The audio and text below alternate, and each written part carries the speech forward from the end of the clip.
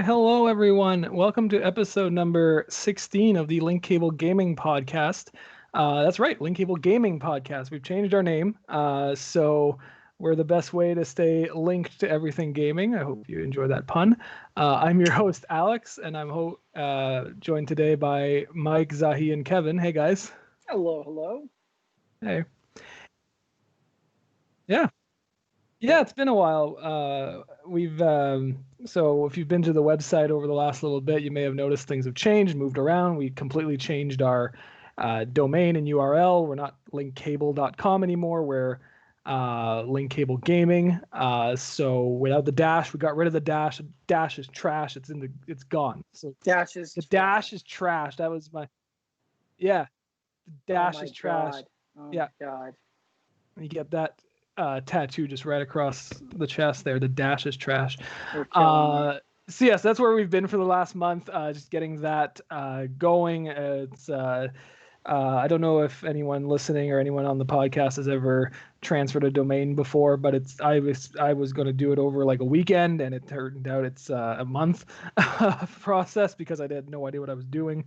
So it took a while, but we're back, and we're going to be doing these regular shows. So yeah, we're at episode 16. We're hoping to get to a whole higher number than that. So format hasn't really changed. So if you've been here before, what we're going to do is we're going to go over the big gaming stories of the week, give our takes on it, give some thoughts, opinions. But we're also going to spend a bit of time talking about what we've been playing. And hopefully everyone's had a good week of gaming. So we'll start with that. I don't know if anyone has anything they really want to talk about right away, but what have you guys been playing this week? I'll go first. Cool. Yeah, let me go last on this one. I'm fixing up my computer. Yeah, we can tell. Yeah, on your side too. Your picture's good. We got that all nice and fixed. So, thanks, guys. Welcome. But yeah, so I finally, I've had Fall Guys downloaded for a week. Yeah. And hell yeah. Last week I was on vacation for the last little bit of it, and every time, it's not. I don't want to play by myself, so I've been waiting for my buddies to get on, and we just every day we were missing each other. So we finally got on. I think like Wednesday or Thursday night. I finally got to hop in, and that game is incredible. It's just such a stupid, fun game. Like so silly. It is. It's so hard, man. It's so hard. I haven't won yet. And so we just started grinding on that hardcore, and we've been playing that. So what have you gotten to? Like top what? I get to the end. I've gotten to the end a lot. In fact, I've come in like second once. Oh wow! I never came in second. It was that game where the crown goes up, and you have to race to the crown and jump and grab it. And I had the lead on the left side and didn't realize somebody was beating me on the right side. And then he got it, and I was pissed. But, that was, it's, I bought it on Steam. Yeah, I was going to, but a lot of my friends who don't have a PlayStation had it there, and it was like, whatever, it's $20. So, they got to get on that crossplay on PlayStation. Like, it's weird to me that games still don't have crossplay on PlayStation. No, not at all. I think it just came out on mobile. Does it? No. Okay. That'd be weird. Yeah, that'd be cool. Came out. In fact, I actually thought about it this morning because I don't remember if it was a dream or not. But let me look it up really quick because I believe it just Fall Guys is coming to mobile.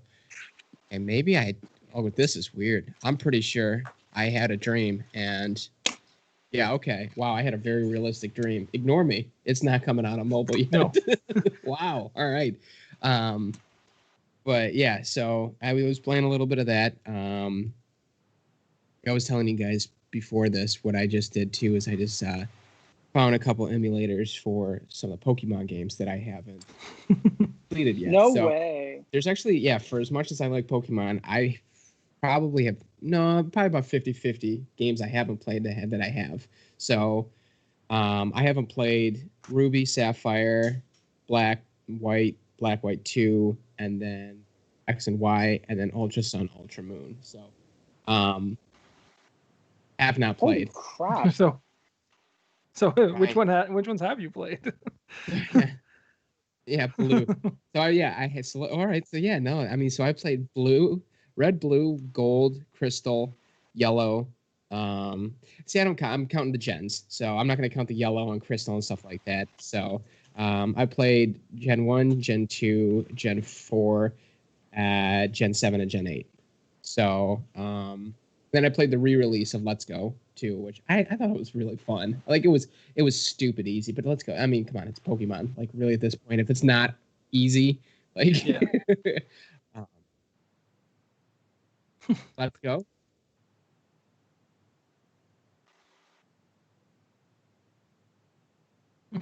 Oh no.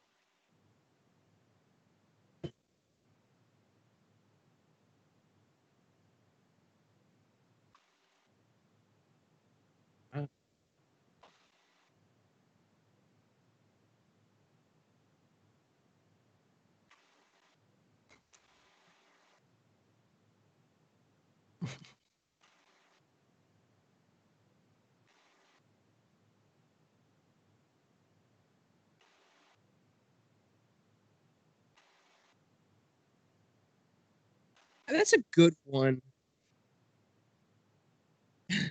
But to be honest, I don't know what's more impressive. The fact that, yeah, you got her to switch to 2 games, or the fact that she was able to just, at her will, just walk out and find a switch that easy. That's incredible.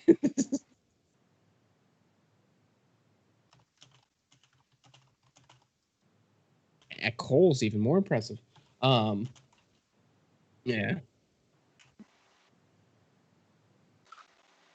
Yeah. I'm Yeah, hopping over, okay? Yeah, Kevin, do you read that? It says apparently your Yeah. audio's okay.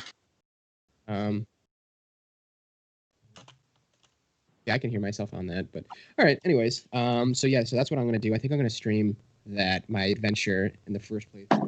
Yeah, like I feel like kind of a fraud after like I really sat down and thought about it. Like I'm so excited about Okay, now I'm back. Pokemon. There we go. Yeah, it's every time I yeah. switch this in and out, it automatically defaults to default sound, and I don't leave this defaulted because I don't use this headset or this mic as my default sound. It's a mess. I'll just have to make a little note because it really does screw things up, huh? Yeah, but I think we're back now. I think everything's. yeah, Looks like it's rolling. I'm smooth. also back now. Yeah, All right. you look. Wow. It's like Starting we're- over. sorry All right, about guys, that. welcome to episode Welcome 16. to episode 16 again. Yeah. You're If you're insane. listening to this on Spotify, sorry. Yeah, delete the first 23 minutes, and then you go ahead and start. Yeah. But yeah, no, I kind of feel like a fraud with Pokemon, like for as much as I like it, and I'm like, well, I haven't played any of these games. Like I really.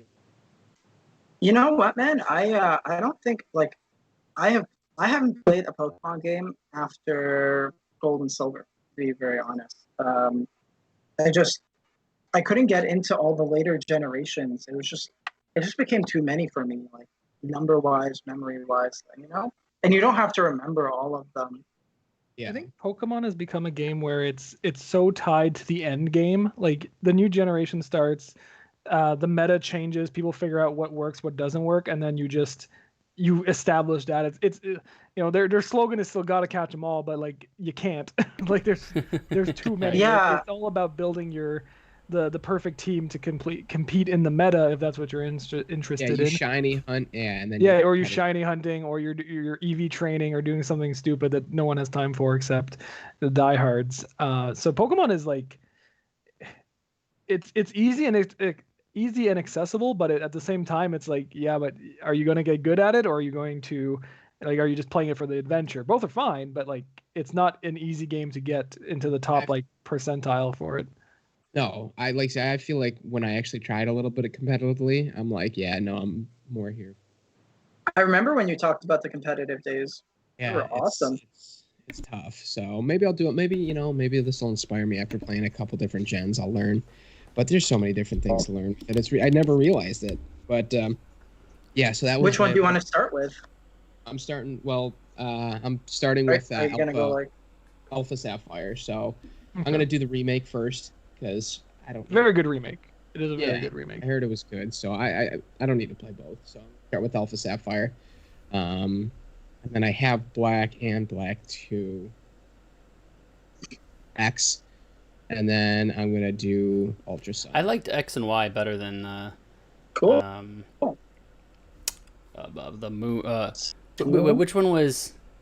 Ew. I can't. There are so many. I can't remember. Which is the Hawaiian ones? Yeah, I didn't Sun like and- those ones as much as X and Y. Oh, those were my favorite. That was my favorite gen. Is Sun and Moon. It was so Uh, creative. And they changed. They Yeah, but it revamped was all just of like they're like, Pokemon, well, you know so what people like the original stuff. Let's just make them Hawaiian. Like, it's just. Yeah, but and it's it great. just seemed. I don't It see seemed what the problem forced is. and weird. It was just like, well, we're not really good at making new ones because we make Pokemon out of garbage now, like literally garbage bags. And let's just use the stuff that someone else made 15, 20 years ago that was actually cool. Like, who's making these then they Pokemon made up? 'em- Like, Oh. it's like they're just got the Have you ever interns seen making the them up Alolan now. Ninetales? They're so. What's that? The Alolan Ninetales is so cool. And then they changed their typing. Well, okay, and some everything of- too. I like But then there's like the Executor or whatever his name is. It's like just a stretched out tree. that's It's like good. what? Super tall, like a palm But it tree. makes Like, sense. Like does weird. like- It's a weird. tree. It seems weird. well, like in real life, like different animals live all over the world and have different characteristics based on where they are. This is just following that. Actually- Like foxes Actually, it's are. really You have cute. Arctic foxes. You've got desert foxes. Like everything. I kind mean, you're it not was wrong, create- but meh. That's the one thing I actually enjoy about the Pokemon franchise is that they have, aside from garbage Pokemon, I don't mean that as in they're like garbage. I Yeah, mean it's literally a garbage Pokemon. trash bag. Garbodor. I appreciate the fact that they diversify some of their base Pokemon into like geographical locations. Like I only recently found out that I thought this is gonna be funny. My two favorite Pokemon are Vulpix and then Ninetales. I just really like foxes. So I thought that the white version of Vulpix was like just like a shiny version of it until my friend who plays a lot of Pokemon was like, no, that's like an ice version of Vulpix. I was like, Yeah, the Alolan cool. version. of the Alolan version. Yeah. That's Yeah. awesome. And That I'm like- Mega Evolutions are probably the coolest thing. Yeah. But there's a lot more Pokemon that do that, like have geographical differences in their Mhm. base. I always thought that was like a cool thing. And then you've I- got stuff like Galarian Weezing, which just has a top hat. It's like yes, very British. Mm. Very British. It just got a little weird. Yeah, they didn't do as good with Galarian styles. No, I no, think they a lot really of- didn't. I don't know. It's something new. I just don't think it's as creative as what it was before. I feel like Gen 1 and 2 and then like 3 it started to just slowly go downhill. I don't know. It just Yeah. seems I think that they were just throwing out every idea and it all stuck. They didn't get rid of the bad ones. They're like, you know what? We'll take anything you got. How about can of soup Pokemon? Ice Okay, cream yeah, let's do it. cones. Genesis Pokemon, Alphabetios Pokemon. No, I'd still. They definitely hit some home runs. Yeah. New ones. Yeah, I think they're all really like. Yeah, there's definitely some cool ones, even in like the new Gen 8. But, well, yeah. Anyways, to wrap it up, that's what I played this weekend was Fall Guys. Not this weekend, but this whole week was basically Fall Guys. I may have played some Heroes. I think Nice. I played maybe Night of Heroes, but Nice. Cool. Zay, what about you? What have you been playing? Oh, actually, this has been a really busy gaming week all of a sudden. Like, random things are just happening in my gaming life. Like, I'm just picking up all of a sudden. So, we have a review of Milky Way Prince Vampire Yeah. Star out on the site right now, and Yeah. that was one of my recent plays, actually. Yeah, you really liked it, eh? I actually did. It was really messed up and dark, unexpectedly. Well, not unexpectedly. The game really descriptively tells you that and even in the beginning, that there's some potential unsettling elements to the game. Right. So I went into it with that, but what I came out with it was like it was a really good love story. It was a really good romance. And I wasn't expecting it to actually have some depth or layering. Mhm. I thought it was just going to be like, I like you. I like you too. I don't like you anymore. Why don't you like me anymore? And that's kind of the extent I was expecting coming into it. But Right.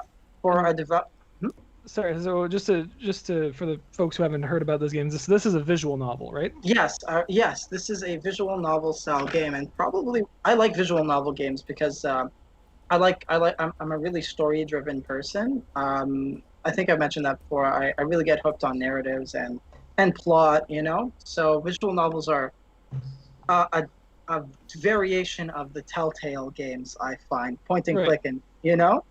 Yep. And I think it was probably one of the better ones I played, mainly because I like the idea of like tragedies or tragic romances. It's always kind of my favorite genre. I love. Very heartwarming.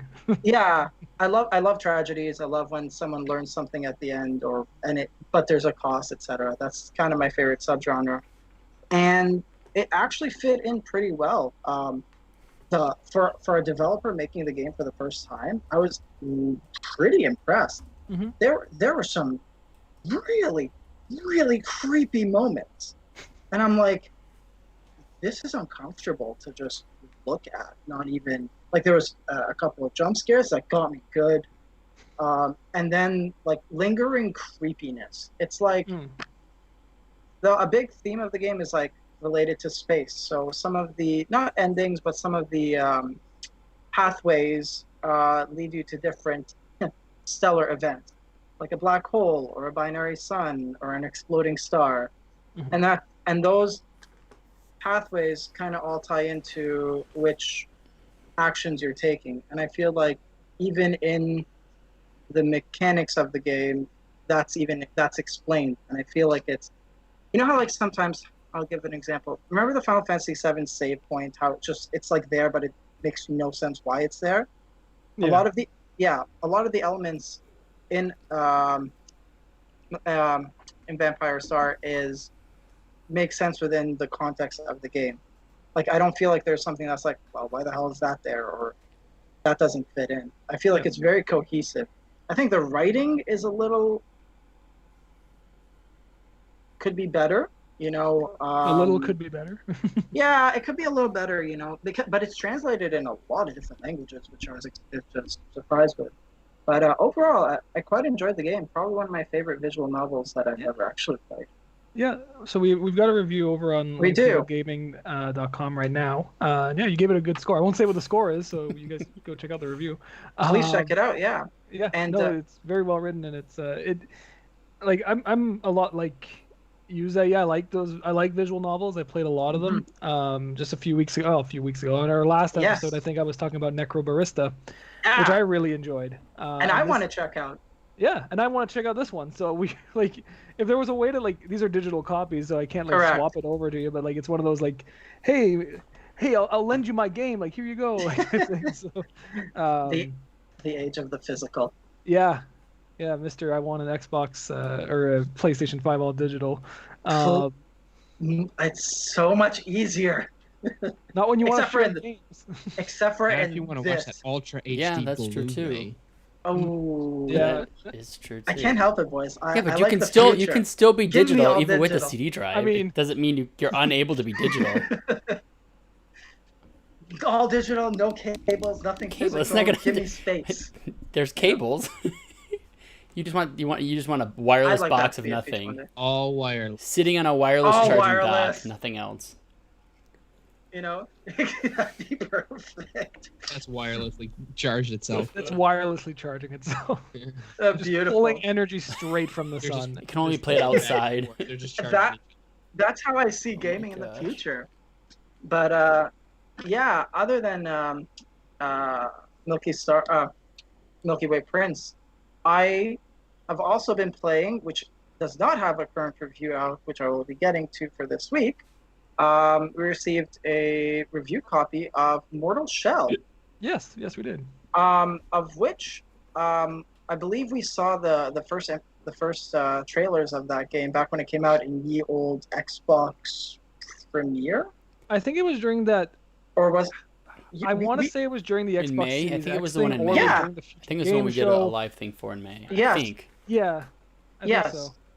And so in my review, I am going to do my absolute 100% best to not say Dark Souls or Souls-like, but I think I'm gonna say, like, just so everyone knows, this is a Souls-like game, like Dark Souls and Demon Souls, and that is the last time I will bring those up.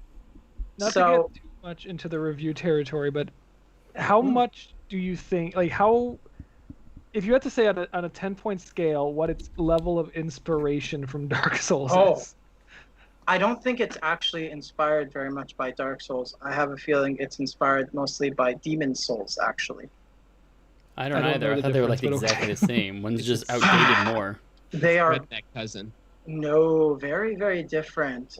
Demon Souls was like almost the precursor to, well, then again, Kingsfield was, it's getting too much.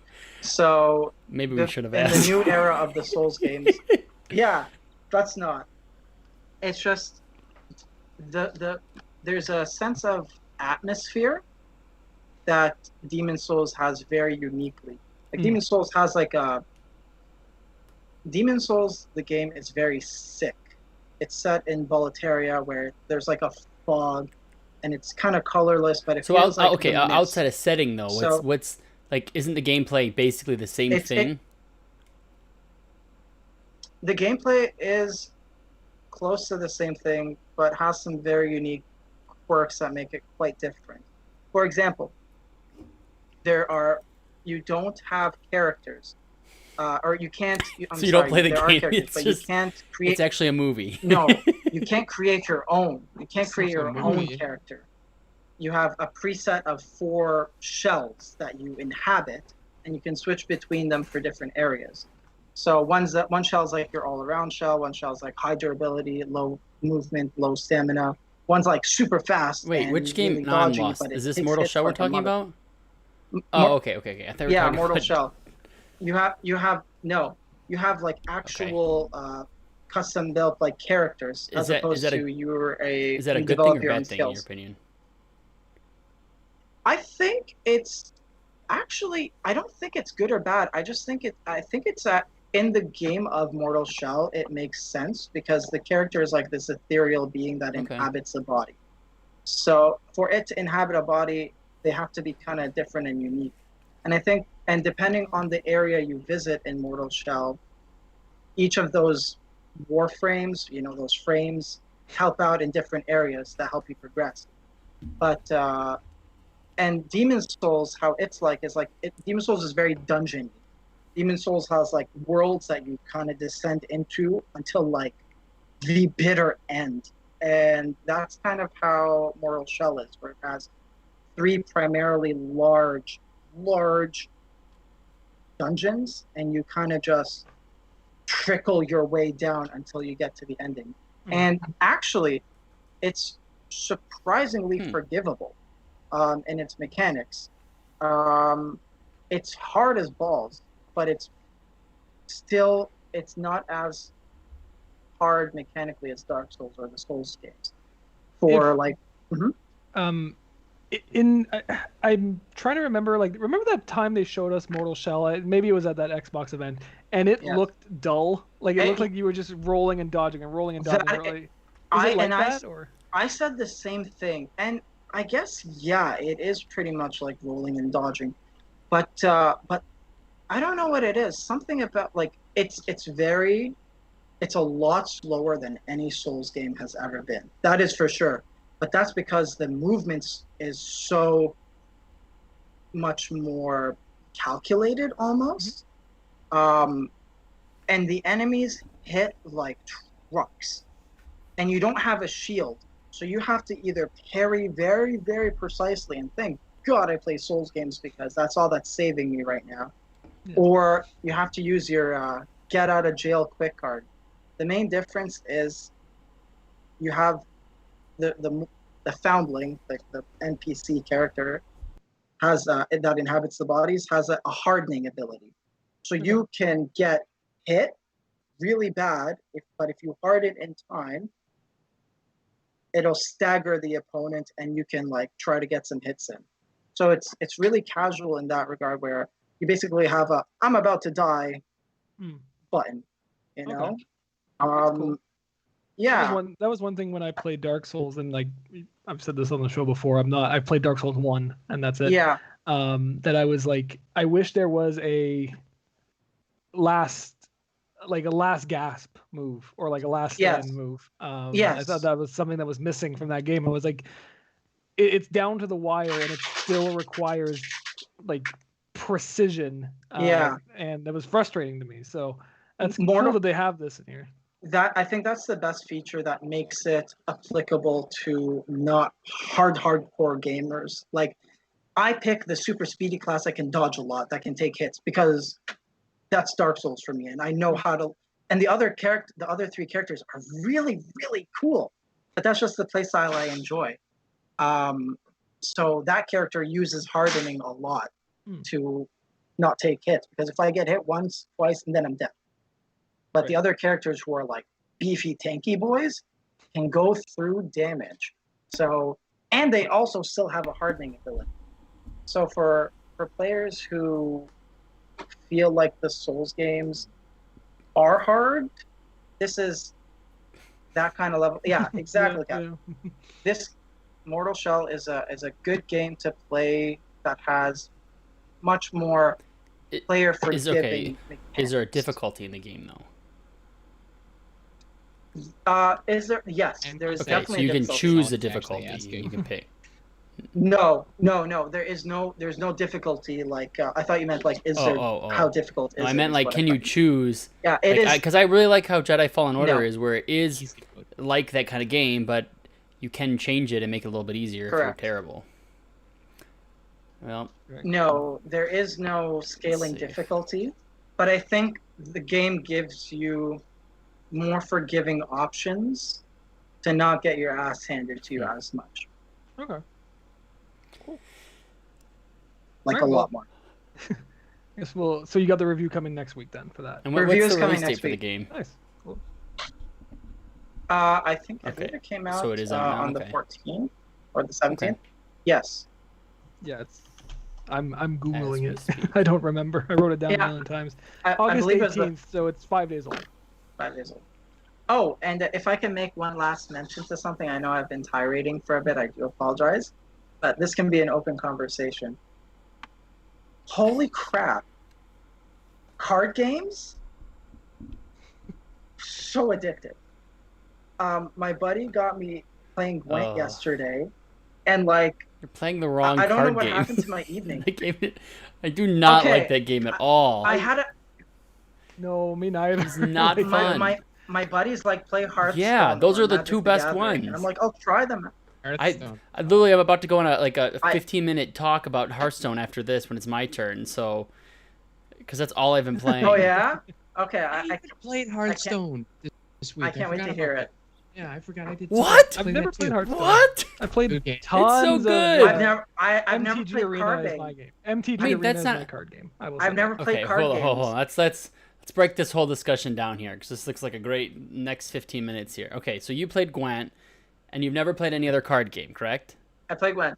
Like digital card game. No, I just really like digital card game. No, but I love card games like IRL. But and I loved Gwent in The Witcher itself. Like, okay, I was beast at it.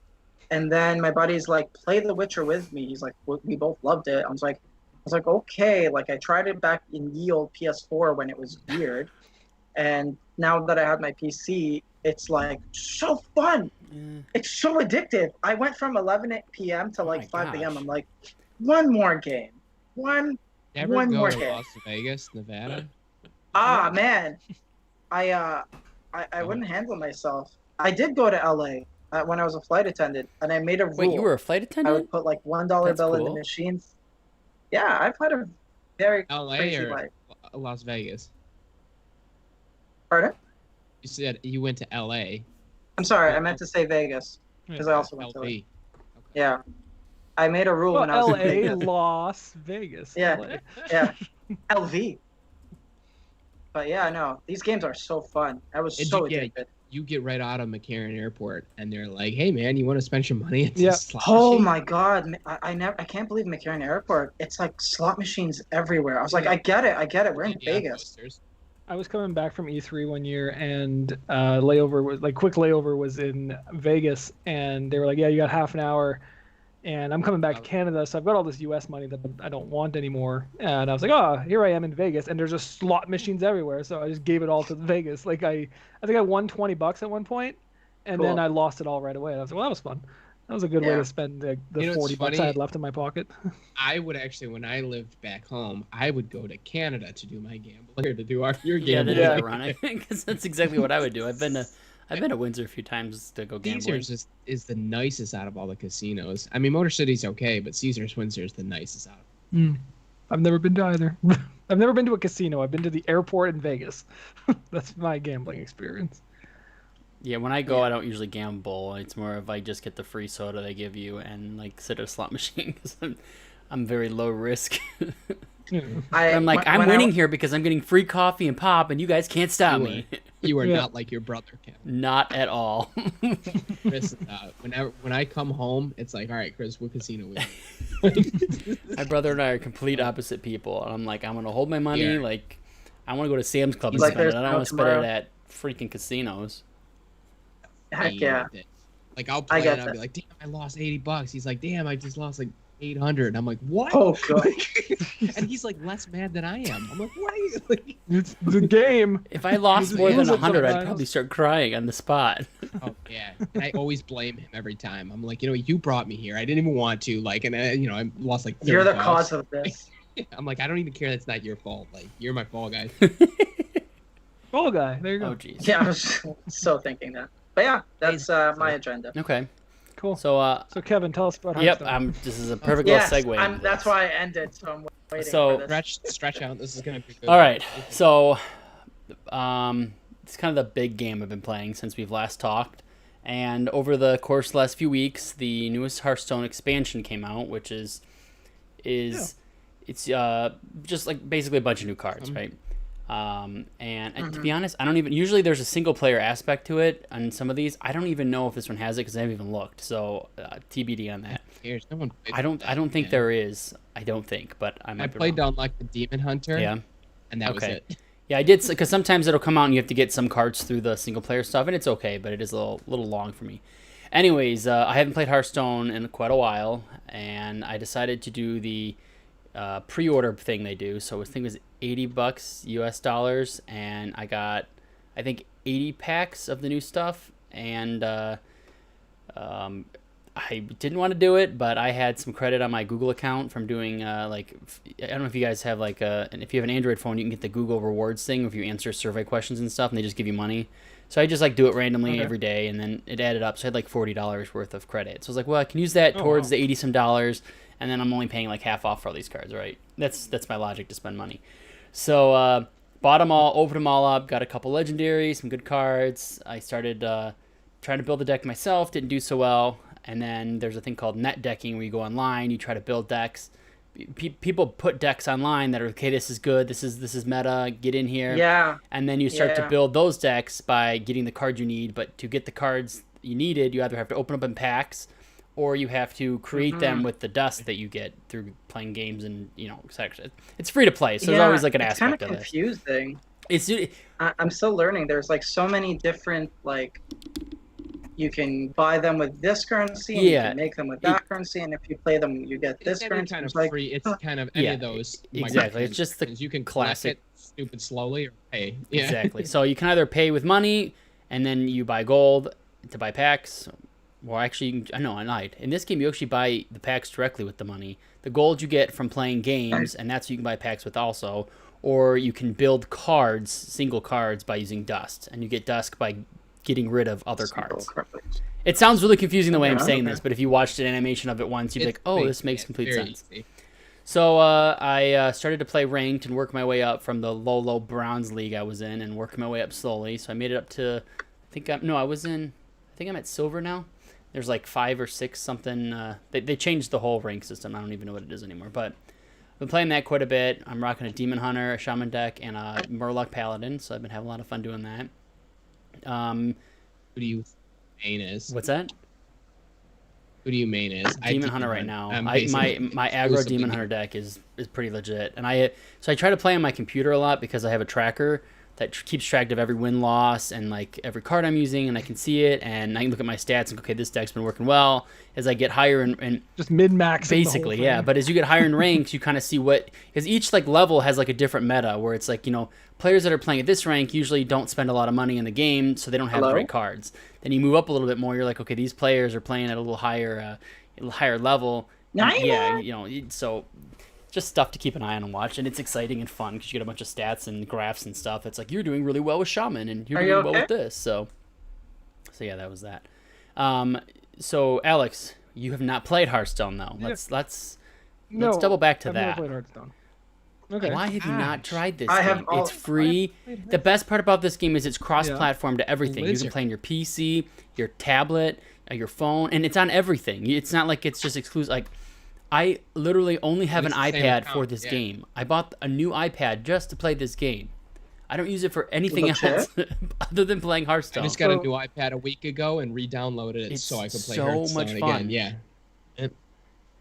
Okay. So I'm not gonna lie. I've never heard anyone speak so passionately about Hearthstone. It's a huge game. In my life. It's huge. It's huge on Twitch. It's huge. Like, it's a big moneymaker for Blizzard still. Like, it's just a fun game. It's so simple. Like, the reason why I like it is the game itself is fun. I mean, it's not perfect. There's a lot of people you can sit and bitch about the randomization and all these other things, but the fact is that I'm in between doing something and doing something else, and I have a little bit of time. I can either sit and play a game, I can break my Switch out, or I have 15 minutes I can get through a game or two on Hearthstone. I pick up my phone, I pick up my iPad, I sit at my desk, I get through those 2 games, I'm done, I can go and do whatever I need to do, my errands, etc.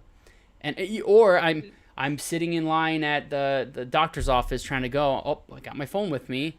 Hearthstone is just, it's... Or at McCarran Airport, gambling between exactly. flights. Right, yeah. I play Hearthstone. I brought it up north when I was going, we were at a cabin. I've taken it, and I played when I was on my honeymoon. One of the expansions came out. I remember in the airport getting to our cruise on my honeymoon, I was like, I'm spending the money on this. This is my treat to myself. I pre-ordered that one. Baby, give me a minute. I just got to Exactly. finish. No, it's it's the perfect game. You can play anywhere. And that's something that I want to like the Magic Arena, but they don't offer it on tablet. And that is such a big off for me. It's a big turn off because... Oh, really? Being able to play on tablet cross-platform is huge. So it's so yeah. If I can make a quick little addition to that, Kevin. So, because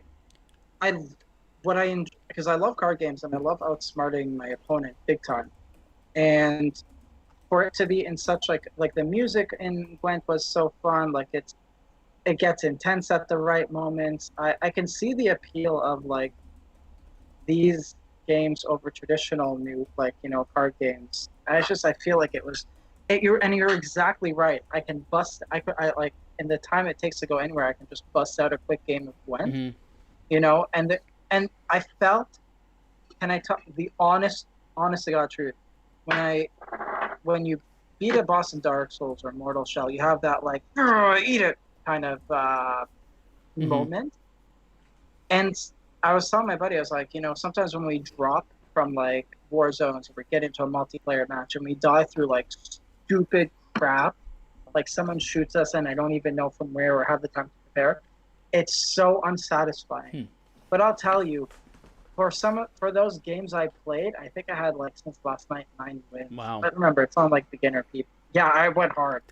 Honestly, any of these kind of card games are fun because it is, most of the time they're short doses. You can jump into it and it's not a huge commitment, which makes it fun. For whatever reason, Hearthstone is just, to me, the one that I've gotten to. And I'm not saying like, I mean, it's just my favorite personally because it is Blizzard and I love everything they do mostly.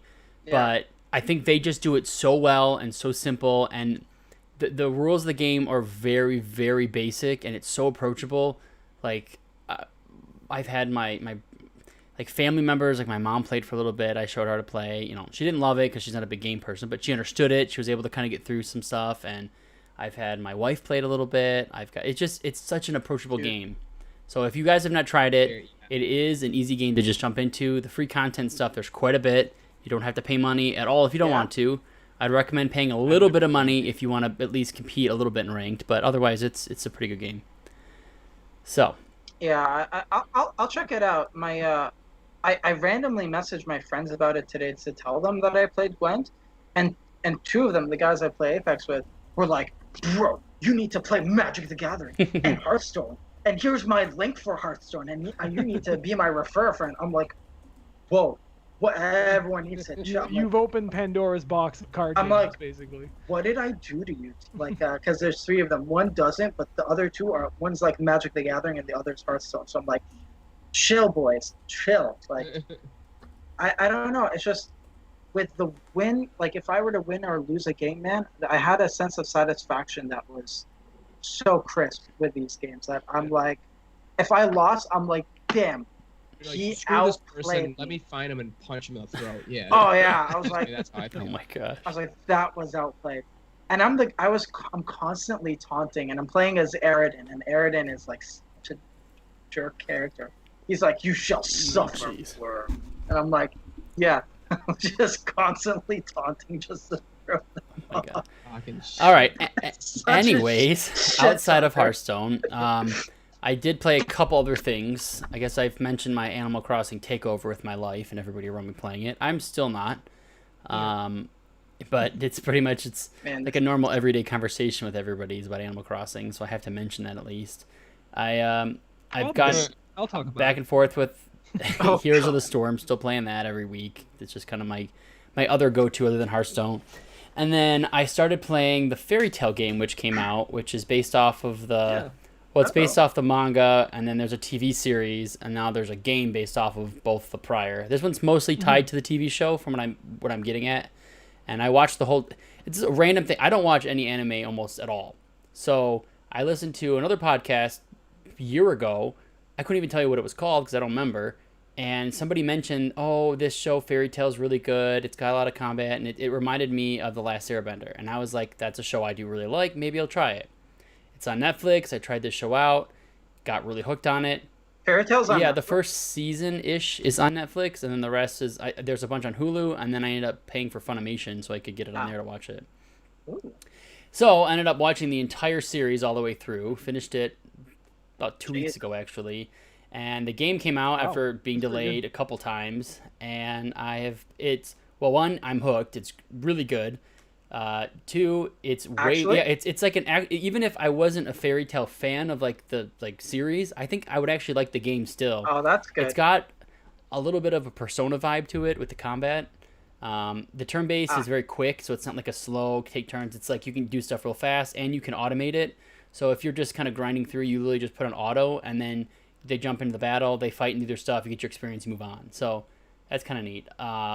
There's, it's not amazing, so it's definitely a little bit lower tier than like a Persona, but there's definitely fun to be had. I was also quite surprised about how long this game is. I thought, it's a adaptation of a TV series or something. They're usually kind of like short games. There's not a lot of meat to 20 it, but hours. holy crap, this game's big. There's so many side quests. I just keep doing them and doing them and doing them, and they just keep appearing. So I don't know how many there are of these side quests, because I want to get through a good chunk of them to level up. But Are the side quests like enjoyable so to do? some of them are just kind of fetch quests. I'd probably say about 20% of them are like that. The other 80% of them, there's actually like dialogue, and like it'll be like stuff in this. The TV series is kind of built up. There's like different arcs for it, and then between the big story arcs, there's like little things that just happen that are kind of like silly stuff that doesn't really affect the story too much. And the side quests are actually kind of playing through those episodes where stuff that had happened that isn't a big deal within the timeline of the show, but it's still kind of funny, and if you're a fan, you'll kind of understand. So a lot of stuff is like, oh, this item that we talked about before, we got to go take care of it, you got to go get it, and stuff like that. So it's... Nice. I know. Go on. Sorry, Alex. Oh, sorry. No, you're. Oh, no, go ahead. I'm just going to keep blabbing, so you say now. I was gonna say, like, if you look behind me, there's a lot of video game stuff. There's a lot of anime stuff too. So I'm a bit of a weeb, and a lot of video games, like video game adaptations of animes, are kind of like the inter-season thing. Is that the case with this one? Like, is it like a story that takes place in Nope, between this is something? Or is it just on literally its own? following... So it's a split between, like, I think there's, like, let's say, a bunch of arcs, and this starts at one of the better parts of it, and you start at this one point, which is probably almost halfway through, and it plays from halfway, and it looks like I'm not completely done with it. I'm on the second to last chapter. I think it plays up until the end of the actual series. And it's so Okay. they don't go into super detail about every single one, so it kind of goes kind of quick. But anything that they do spend a little bit of time on it, and it's very, very closely tied to what happened in the TV show. Like, I keep thinking like, oh, they're gonna make changes, so it won't be exactly the same. But it's almost every little piece that happens is exactly the same. So they did a pretty good job with the storytelling. The only downsides, like my quick little impressions, is the Switch port or the Switch version of it feels like it's a bad port because the frame rate's really bad, like really bad. I'm only playing in handheld on my Switch Lite because I played docked. It was awful. So hopefully that gets fixed. I saw some gameplay on PC and PS4 and it looks much, much better.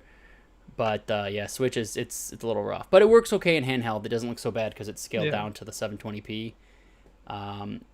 So it's definitely something if you are a fan, I think you should go get it right now and pay full price. If you're not a fan and you want to try it, I would wait for a little bit cheaper sale. But so I've been playing a lot of that, and I'm like trying to get through it because I want to write the review for it, but I'm also kind of sad because then it's gonna be over and I'm upset. But yeah.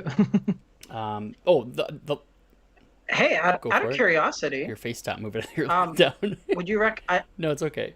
Sorry. We are a gaming channel, but I'm just curious. Would you recommend Fairy Tail to watch? Yes. If you have any interest in anime at all, I think it's definitely consistent with a lot of anime stuff that I'm starting to realize.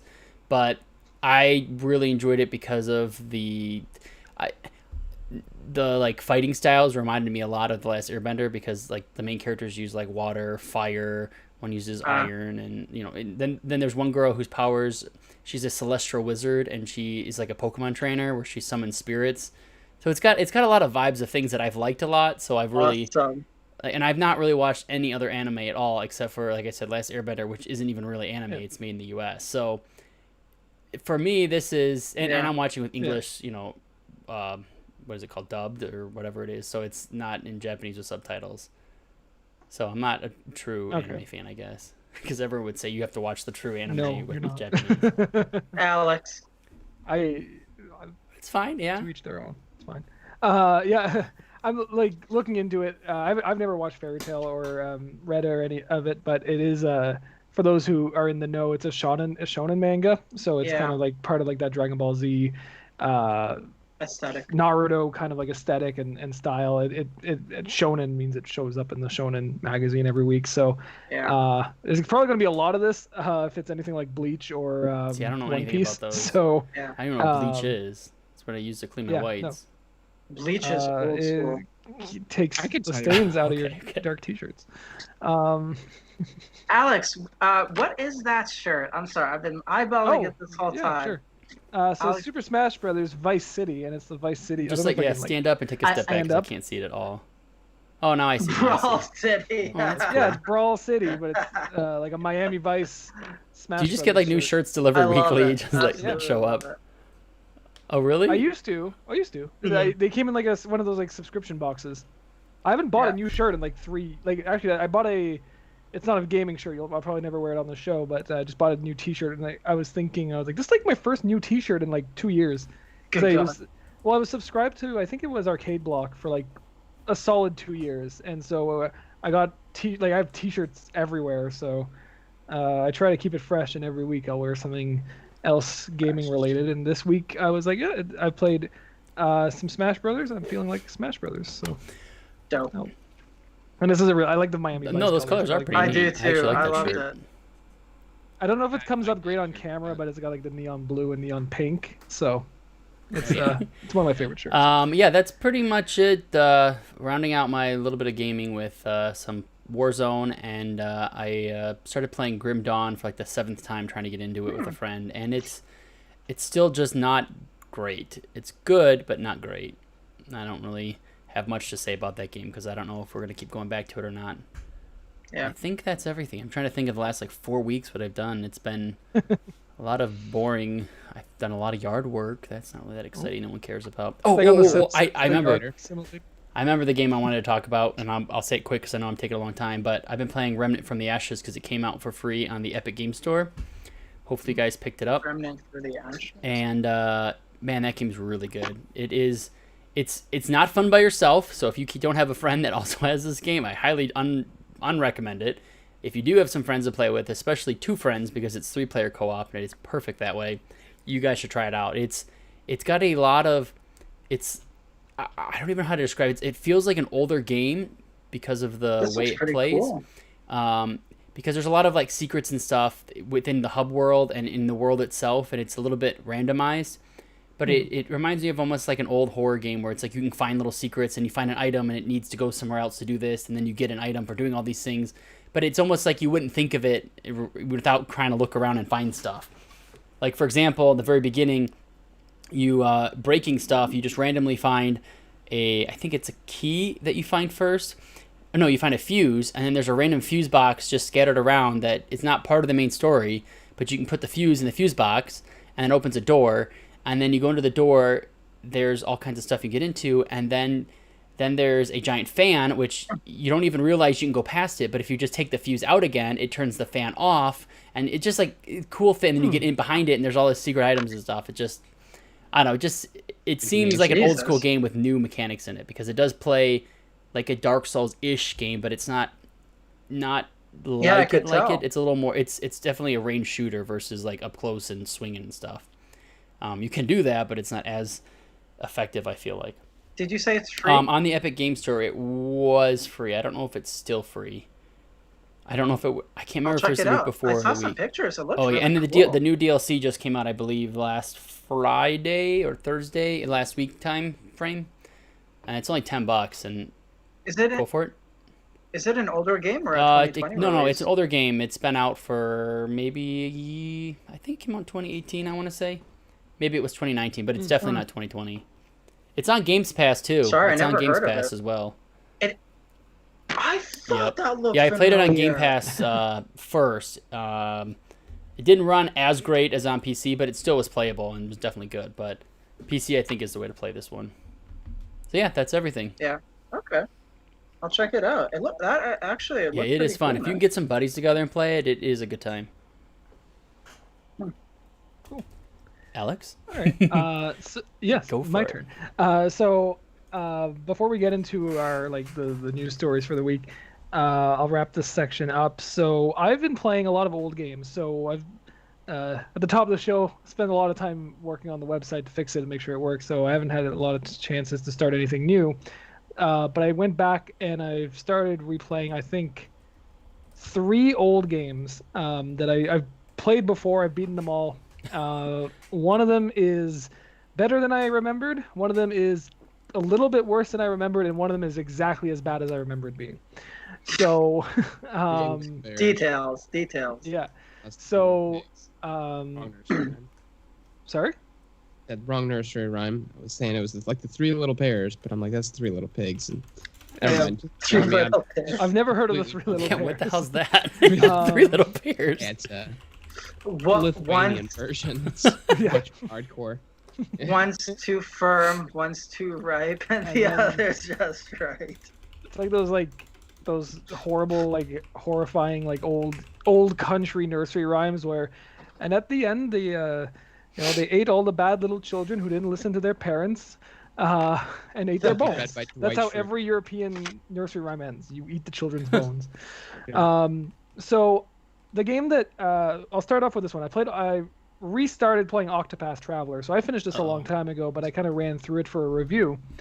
And so I was like, I'm going to go back and actually play this game and enjoy it from start to finish. I'm not enjoying it as much as I remember enjoying it. That's the one you didn't like? Really?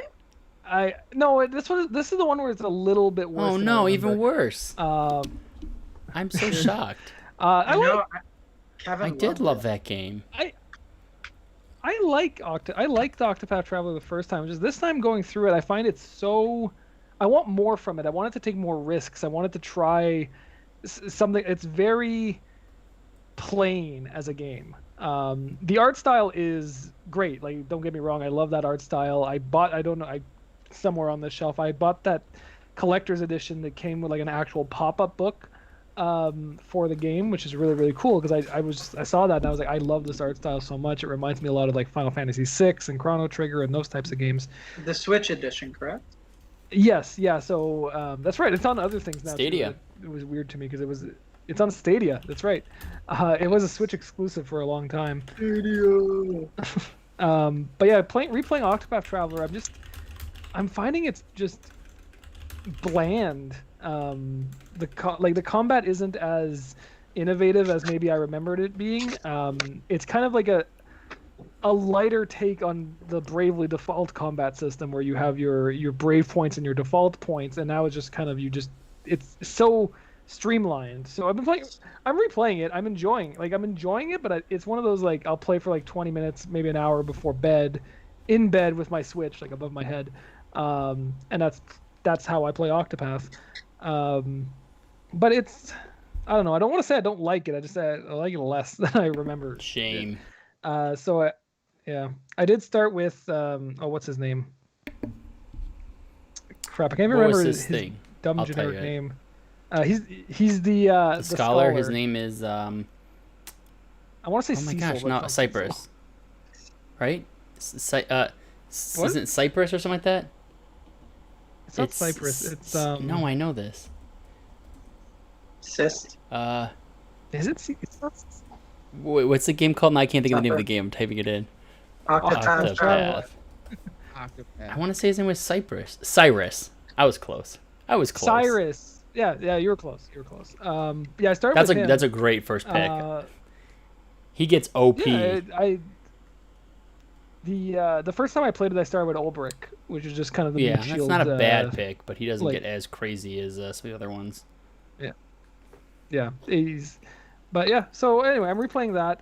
You're gonna the reviews you're gonna are see it all the way through though, or are you gonna just kind of play for a little bit and move on? Yeah, I'm not making any promises like here, guys. finishing Come on. I'm not making any promises. I got shit to do. I don't got time to play games for fun. Live on the internet. Jeez. Speaking of which, Alex, if you're to replay the game right now, and now that you've had it with fresh eyes, would you be going back to the review potentially to readjust some things, or is it kind of where it's at? I'm not planning on. Actually, I don't even remember what I gave it as a score. I think just out of curiosity. I'm looking it up now, but no, I don't think I'd do that. I think I'm just playing it like casually enough. I'm not really paying attention to like the finer details of it all. You're not hair combing it. Yeah. I really am excited for Bravely Default 2 though, and it's the same developer, so that's why I keep bringing it up. When you brought it up, I'm like, man, I want to play this game. He keeps talking about it. Yeah, I gave out my original review of Octopath Traveler was actually very positive. I gave it a 9 out of 10. Damn. So it was very positive. I was blown away by that art style. That art style. I was like, this is so my nostalgic. childhood. Like if you look behind me, there's a bunch of those 16-bit RPGs and stuff like that. Like they were the best.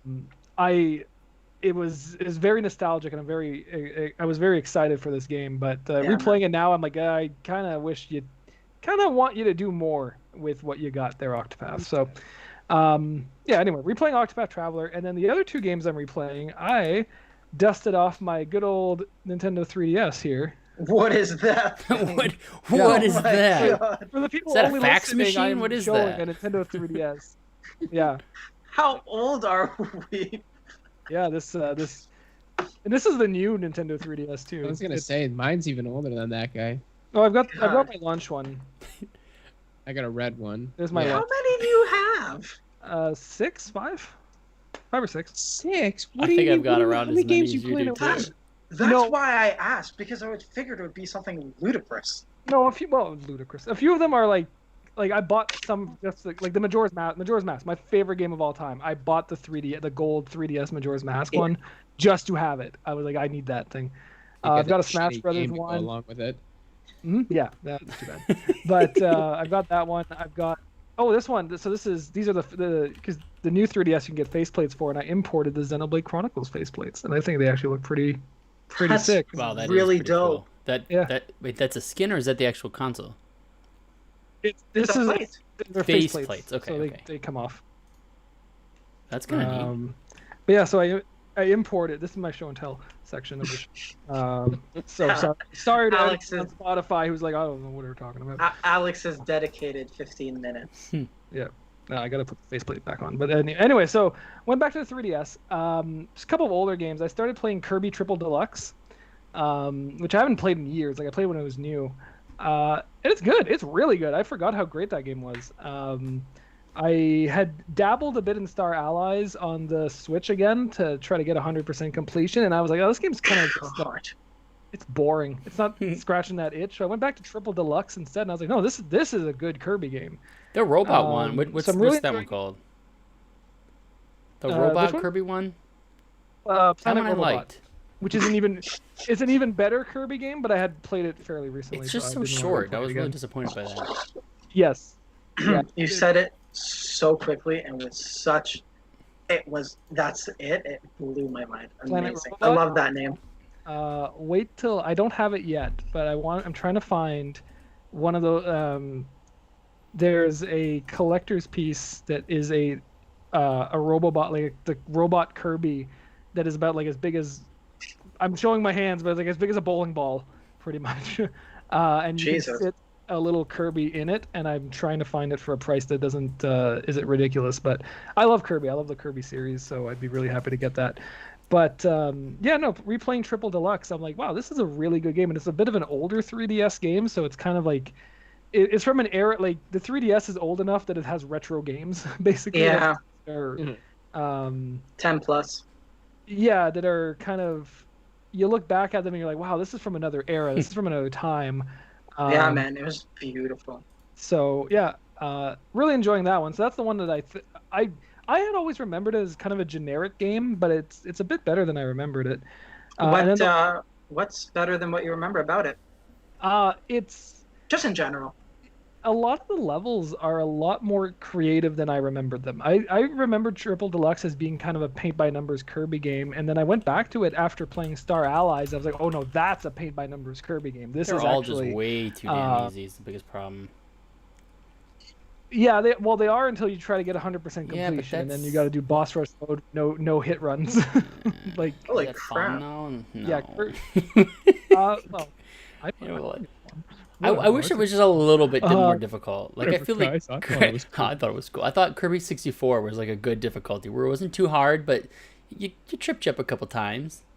And it was just fun. Yeah. I just miss the old Kirby. Because I never had a Nintendo, I never got a chance to play a 64 specifically. I never got a chance to really get into like the 3DS or like Kirby games in general, like Legend of Zelda. And I've always wanted to try one, but I hear the easiness of it, and it's not that it's not my style, but I just never got a chance to play. I'd love to try them. They're the kind of games that you finished. I'm putting my faceplate back on if anyone is wondering what I'm fiddling with. They're the kind of games that you finish you can get to the credits in like 4 or 5 hours and you're not even breaking a sweat. And then you look at the game, your file completion, and it says 50%. And then the other half of the game is all like the bonus extra modes, the super hard difficulties, all the collectibles. So like it's not really the main game itself is not going to stress anyone out. It's designed to be easy. It's the extra modes, and then there's always like the most recent Kirby games also have like extra modes piled on top of other extra modes. So it's like, oh, you finished boss rush mode, here's like 2 tiers more of boss rush modes that you need to beat now to get 100% completion. So it's you're not going to get a challenge out of the story, but I'm getting so excited. If you're He's speechless, guys. He's tearing up here. Kirby Triple He Deluxe loves Nintendo 3DS. My God. Kirby I so just much. love Kirby. Yeah. That's something. You know what? When you bring it up that way, the Mega Man Zero and Mega Man X releases. I don't believe, even though they're remasters of classic titles, I don't believe they had like boss rush modes, because I'm still playing Mega Man Zero. I'm on 0, 2, or 3, and I'm like, you know what? They don't have like any additional modes where it's like, except for like a one rush mode, but they don't have like, you beat the game, it's at 50%, and then there's more stuff. And that's something I wish they left, that I'm kind of glad Kirby actually gives time to kind of incorporate. It's kind of been like like that's something Kirby's done for a long time. Like I think since back like the Kirby Superstar days on Super Nintendo, like that game was just modes piled on top of modes, and they just kind of stuck with it. But yeah, like Triple Deluxe is great. Robobot is probably the best Kirby game in recent memory, and then Star Allies, the newest one, which is sad because it's kind of like the most recent experience with it, is kind of just it's very generic. It's very like paint by number. It reminds me a lot of Return to Dreamland, probably because both games have the 4-player co-op gimmick, and it's like okay, you did the same thing twice. Like we're already retreading ideas in this series, so. But yeah, so that's the game that I liked a bit more. And then the one that is as bad as I've always remembered it being, and I don't know why I've started playing this one again. Maybe it's kind of like Dr. Pepper. I wanted to remind myself how bad it is. Every few years I have a Dr. Pepper to remind myself how terrible it is. We're never going to get sponsored by Dr. Pepper. I didn't know you were so anti Dr. Pepper. Yeah, seriously though. You've been like waiting all week to talk about that. I've been very agnostic beverage. Exactly. Yeah. Yeah, I have a can of Dr. Pepper a year to remind me how much I hate Dr. Pepper. Is that on your like Google Calendar? It goes off. You're like, shit, I gotta do it again. Yeah. Oh, I gotta get my can of Dr. Pepper. No, anyway, I don't. Dr. Pepper is probably my second favorite pop. I see it like you guys are all mad at me, and then I look over in chat and they're mad at me too. So okay, what's your favorite pop? I like Dr. Or your Pepper favorite because soda? it tastes like. You guys say pop or soda there in your part of Canada? I don't pop. People make I say soda, and no one does either. So they say pop there. Yeah, I think so. I like Coke. I'm maybe it's basic, but I like Coke. Yeah. Vanilla Coke. Vanilla orange Coke. Yeah. Too many flavors, man. You know what's the best is I have the Coke Zero Cherry Vanilla is my favorite. Coke Zero. That is delicious. Vanilla. Oh, Jesus. Tongue It's twister. a little bit much, but anyway, so the Dr. Pepper of games for me is Yoshi's New Island also on 3DS. What a horrible little game that is. Oh my god, I hate this game. I thought you were gonna say FF11. No, FF11. No. Online. I haven't played enough of that recently to have an opinion on it. But like Yoshi's New Island it was kind of the same like mindset of starting to pick up Kirby again. That I was like, oh, I'm just gonna go through my old 3DS games and play these older ones. And so this game, you open it up and you start at your 3DS, and the first thing that hits you is the most grating sound on earth. Like, you know, you have Yoshis have those like high pitched voices, and they just like I'm not gonna do it on because I'll make fun of myself, but yeah, exactly. Imagine that as the lyrics to a song. Okay. And that's what you start up the game, and it's super grating and annoying, and then you get into the game, the levels themselves, and so Yoshi games always have like Yoshi's Island started the trend of having like tons of collectibles. So you got the red coins you got to find, you got the flowers you got to find, and you got to finish the level with full health. And that used to be that used to be it, and that used to be everything you needed to do in a Yoshi game to get 100% completion. Is you do all of that, and you're going to unlock all the secret levels and everything. They started that back on the Super Nintendo, and that's still the trend today. Wow. But Yoshi's New Island adds in an RNG effect.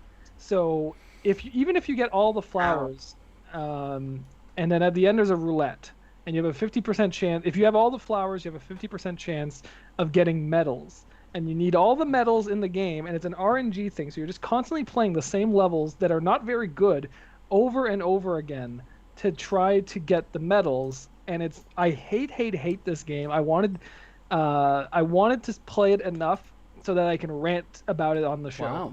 Why do you need those medals? To get 100% completion to unlock.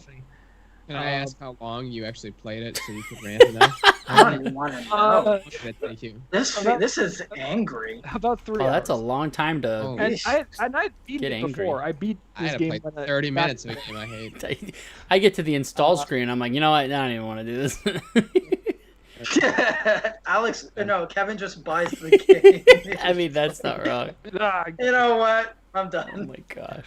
But yeah, I played. So I beat this game before, way in another life. There's a I'm sure there's a review I wrote for some website floating around on the internet. Alex had hair back then. Not really, but Ouch. I haven't had hair in a long time. But yeah, no, this game is awful, and I just wanted to rant about it and say my piece. I don't like it. It's a real shame because I like the Yoshi games, like Yoshi's Island. The Super Nintendo one is a classic. I love that game. And then the newer ones like Woolly World and even Crafted World, I find are pretty good games.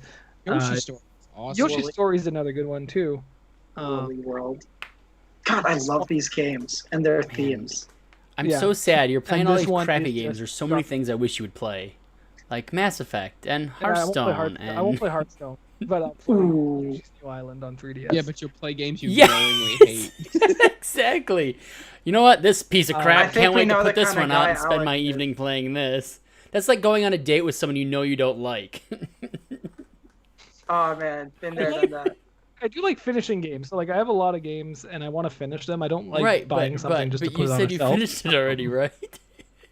Yeah, years and years ago. I wanted to. Once like, I check it off, I ain't going I back. buy a Dr. Pepper every year. I give Dr. Pepper my $2 every year to get the Oh bottle, my god. and then I drink it and I hate it. You know what? Yeah. God bless you, my friend. You know, there are times when you just want to go back to a game you really hated, and you're just I've like, never had that. do I moment in hate my this life. game as much as I thought I did, or am I just crazy? And then you realize, no, this game is Had that. I don't think I've garbage. ever felt that way. Dragon Age Not like, 2. you know, I hate this game, so let me play it a couple I'm times. more of like, well, I tried either with I've Dragon wasted Age my money 2. and I can't return it, or hello Steam refund. That's usually how it goes. Yeah. Well, I'm probably never going to play it again. You say that now, but in 4 so years you- you're gonna be like, you know what? Yeah, I just I gotta had to play some pick up New Yoshi's Island. whatever it's called Island time again.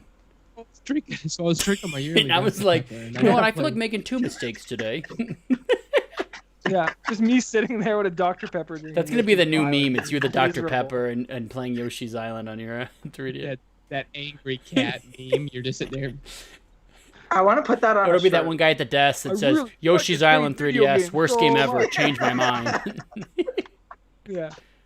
Is it actually in my 3DS? Jeez. No. Sorry.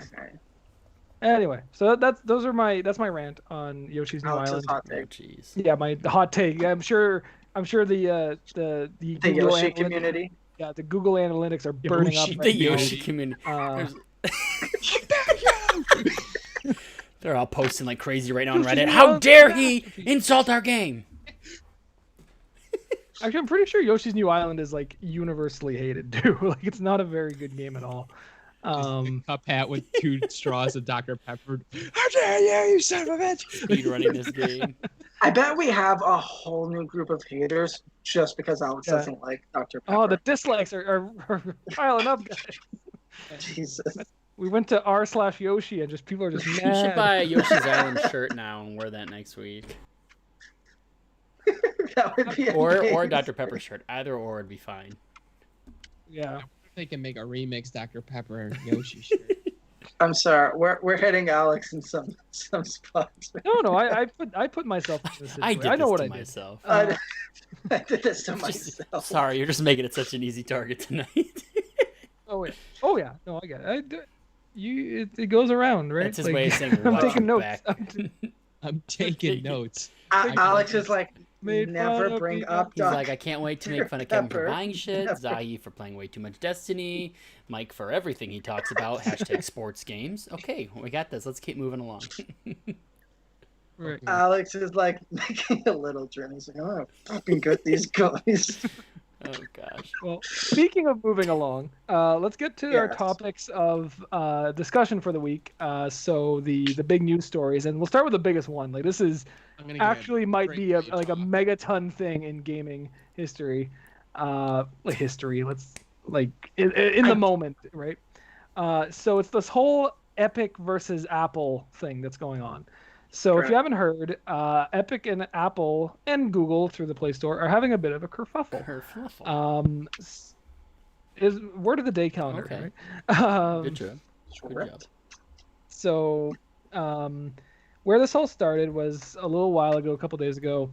Epic decided to drop a big update for Fortnite on the iOS and Play stores, where they weren't going to be going through the traditional, like they weren't going to go through the payment gates that Google and Apple have set up. They were going to, if you put money into Fortnite on a mobile device, you are paying directly to Epic. The game, yeah. Through the game. That circumvents the terms of agreement that Apple and Google have with developers, where there's a 30% revenue share model, and almost That's immediately, so high. It is extremely high. It's very. I mean, I don't want to get into like the. Let's just keep going. But it is a high rate, especially because there's never been a game like Fortnite before. Fortnite is kind of this whole, like, it is bigger than any game that has ever been on these devices. Almost immediately the game gets taken off. If you went onto the Google Play Store right now or the iOS store, you could not find Fortnite. It No is gone, way. taken down. So losing my train of thought now. But then Epic has kind of doubled down on it. They're saying, hey, no, we are sticking to this. This is an unfair business practice. It's an outdated business practice. We're not changing it. And so they got the whole free Fortnite thing going. And they've actually turned it into an in-game event now. So they're wasn't. No, this is a premeditated attack, because the order of operations, what you just explained, happened so quickly. This wasn't like it took 2 days. It was. You can't develop. It was, I think, like a debug it. What's that, Mike? Sorry. Yeah. I said you can't code something in the game, everything like that, debug it, and have it for an event. Yo, they put out a trailer the next, so they put the patch out, changed it. It was like, let's say maybe 24 hours from that. They get the notice saying you got to take this off. They say no. They get removed, and all of a sudden they put a full like CG trailer of them mocking the old Apple commercial for the Apple computer back in the day in the 80s. Right? Yeah, they did that. Yeah. They did the 1984 commercial. But they had that out and like no, this is definitely definitely. It was like a full CG trailer. Like they're like, you know what? We're gonna try to fight them. We've got money like crazy right now. And they know they can turn people against Apple easily, because these kids they're all the ones that are on the internet right now taking over, because they're the youth of America and they all play Fortnite. So if you piss them off and say they can't play their Fortnite game, and Canada, yeah, whatever, or the world, let's just go there. And I'm wondering what's going to happen, because if the problem is even if they get people against that, you still have to use Apple and Android to play these games. So yeah, here's my question: so they're getting everybody against Apple, but Google's still in the same boat. They haven't attacked Google. Google's just been a bit quieter about it. Google's not like actively antagonizing Epic. And so the other side of this whole story now is that, it's funny, as I say Google, my phone is like, can I help you? No phone. That's because they want to take down Steve Apple. Yeah. I bet you. Now, Apple is saying we are removing support for Unreal Engine, which Epic also makes, which has got the whole game development community in another kerfuffle, because so many games that are completely unrelated to Epic versus Apple are now affected by this. Where if Unreal Engine is no longer supported on the iOS store, what that means is you can't update those games. If there's a security patch that's needed, you can't do that. And so it is really like, this is Apple putting the gauntlet down, saying, we want everything Epic removed if you're not going to play by our rules. And just a few hours ago, before we started recording, Phil Spencer tweeted out that Xbox Game Studios and Microsoft are going to be putting out a statement of support for Epic, because they have games on the Epic Game Store, or the Epic Game Store on the iOS store as well. So they have Forza on there, which is built on Unreal Engine. And obviously the whole Microsoft versus Apple thing with xCloud is a whole other thing. But it's really becoming, I've never before seen, and like I've paid attention to the industry for a long time. I'm a big nerd for this kind of thing. I have never seen publishers and developers in active revolt against a platform holder at the especially same, banding together from complete competitive, like, you know, Microsoft and Epic kind of banding together, and I'm wondering if anybody else is going to come to their side, because I'm wondering to see if Steam has a stake in this, because I know they've had a lot of troubles with Apple too with a lot of their products, because their Steam store they can't buy this stuff through there, and there's a lot of unique situations about this. I know, like on iPhones and stuff, if you're using I think it's the Xbox app, like trying to buy like movies or rentals and stuff. I don't think you were able to do it on the iPad or whatever. So you'd have to do it on your computer first, and then you could watch them on your iPad.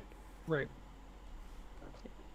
So that's my understanding of the story. I know there's a bit more like details that I may have left out or not really realized, but that's my understanding of the story, is that through Fortnite, Epic is trying to get a change done to Apple's terms of use, and Apple is just saying absolutely not, to the point where we are removing our entire partnership with you, which is now dragging all these other like if you're so let's get into the opinion side of this, because if I'm an indie developer, let's say I spend a bunch of time and I develop my game and I use Unreal Engine, and all I did was I bought a license to use Unreal Engine, and I get my game and I put it on iOS and I put it on the Play Store. All of a sudden, because Epic, which is a massive company, is fighting another massive company, my game loses all support and I lose that entire like chunk of my life. It's getting extreme, like is my thought on this. Like it's getting to almost the point petty. where, well, it's extremely petty, and it's very like it's a heavy-handed approach. And Apple has always been, at least I'm not an Apple user. Well, I'm not an Apple user. I've never had an iPad or anything like that, but I've avoided it because my opinion of them is that they're a heavy-handed company that forces you into their ecosystem, and doesn't let you, like, I think of iTunes as a thing. Like they just, like, if you want to do anything on an iPad, you have to have iTunes and you have to have your app look and whatever, all that stuff. So and Alex, this is, can I suggest something too for this segment? Yeah. I think is going to be good. I think that everyone should give their opinion on whose side they are without giving a defense first. Okay. And then we all dive into defenses on why we think one side is right. Sure. I'm curious to see with everyone so far, and I'll start. And I'm not going to, again, no defense. I'm just going to say right now, I think Apple is right. So, Alex, who do you think's right? Who do I think is right? Yes. Whose side are you on? And I don't want opinions just yet. I won't say Tell me anything. which one, and then we'll get into opinions. I'm thinking, I without opinions and just kind of blurting out who's right, I'm going to say Who do you side with? Yeah, who do you side with? Maybe that. Who do I side with in all this?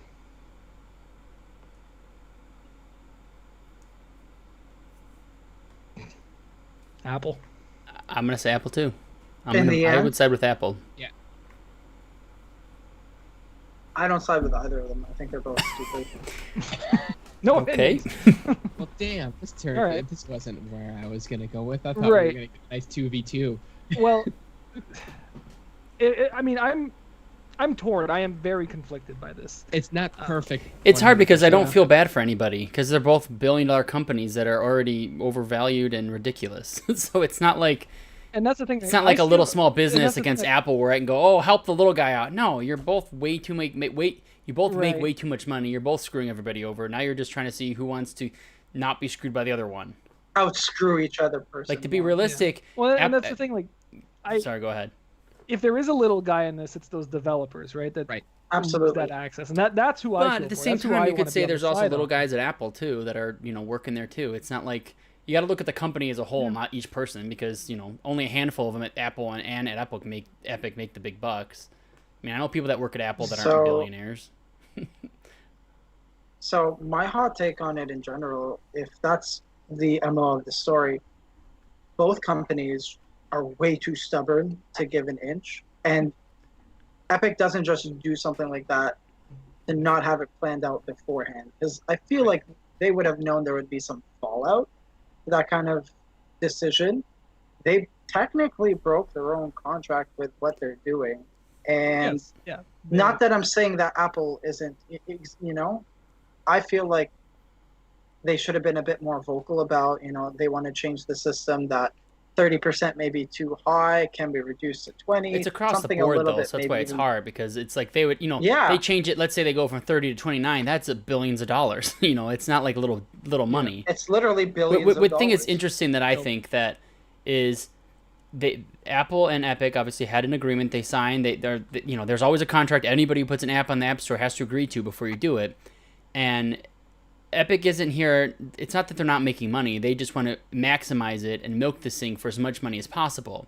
But what's hard to do is it's like, okay, well, you're going to use all the stuff they've built. You know, Apple's been making this iPhone and App Store for years and years and years, and they've laid the groundwork, and now you want to just take advantage of it beyond belief. And you know, it may be unfair. The 30%, in my opinion, yes, I think is too high, but those are the rules, and they did all the work, and they deserve to put whatever they want. Epic could go and do all that themselves and make their own device and do all this, but they know it's not worth it for them because they're going to probably lose money. It's not a lot, and they can't do that. But it's like a two-sided thing. It's like, I want to say, yeah, 30% does seem like really unfair because, you know, it seems like a lot, I guess. If I was a developer and I was trying to put a game on there or some type of app, it seems like a lot to take. Out of every $100 you should make, you only get right, 7. Exactly. So it's I agree that way, but if that's the only way it's going to be, and I don't think this is the right way to fight that. I feel like maybe there's another way to try to do it. Yeah. This is a very public thing, and it's being like, this is the kind of thing that should typically you would typically hear see about somewhere. You fought. The public is. I think they're trying to turn people against the companies. I think they're trying to do, and I think that's obvious. Like they want the people that they know this game's popular, and they know these people are addicted. Culture. Yeah, exactly. If they take away this thing, it's like a bunch of people who smoke cigarettes. You take them away from them. Who are they going to blame? They're going to blame the company that's making. They want you to hate Apple because they're like, oh, look, you guys can't play this game you all love and are addicted to, and you guys only have iPads and iPhones to play it on. Blame them. It's not us. So then, people don't look into it very much. They don't see what the reasoning is, and they're just going to want to blame Apple. They don't listen to our maybe podcast. Listen to but the biggest problem I see in all this is it's like, if there was like a third choice, like let's say like the Microsoft phone was huge and they didn't do it on there, I could see why they would be doing this because they want to push you onto a different platform. But that third platform doesn't exist. It's literally only those two. It's either Google Play Store or Apple's App Store. So, I mean, if you're mobile, you're just screwed. I mean, so I'd almost like you would want to be mad at Epic at the same time because, I don't know, it's messy. It's so messy. Can I take the floor real quick? It's all yours, sir. Mike's all yours. Let me take a quick sip of my drinky poo. Ooh, Mike has thoughts. Not Dr. Bring you Pepper. guys to Uncle Mike. I'm sitting up for Mike. You haven't moved in the last hour though, so we don't even know what you. That's why I'm ready for this. No, I mean your quick, camera. So, Zahi, can you shut your camera off try and turn that, it back on? You've been frozen for. You've been frozen. You've been deep in thought for the Yeah. last 40 minutes. Yeah. Oh shoot. Just haven't told you. But a great prank. We just were staring down at your lap.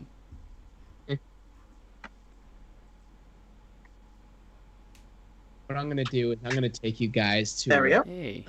Uncle Mike's economics class, and this is how what we Oh, do God. at Great US of A. So go ahead, sit back, and make I'm yourself. so ready for I'm this. gonna teach you guys all about a capitalist country and Yeah. how to work. So okay. So first off, we all know that there's big dogs basically, and that basically 90% of every company is owned by some piece of Disney, Apple, Microsoft. ABC's Disney. There's NBC. I don't know. There's basically almost you could tie every company back into one. So, top dogs are the guys who made it there. They're going to profit off of this. So Epic is mad because they don't want to give this 30% cut to use somebody else's systems to play their own game. So they decided to come out and say no. So you're right. They're pushing it because truthfully what I think is Fortnite is not the game it was years ago. It is slowly losing popularity. And now it's still massively popular, but it's slowly losing steam. Where are we in 3 years from now? What is Epic going to do to counteract when they lost Fortnite? Because every game will have its ending, especially because Fortnite just can't keep up. There's not enough content to build on it. So what do? You see the same thing that Apple did. You start to see that the iPhone sales started declining because the iPhone, I'm the biggest proponent. I've had since the iPhone 4. I pre-ordered the new series every single time it came out. I have the iPhone 10, and I've had it, and I won't get a new iPhone because there's nothing new on them anymore. There's nothing changed. So what did Apple do? Instead of trying to fight and push these things, they pivoted.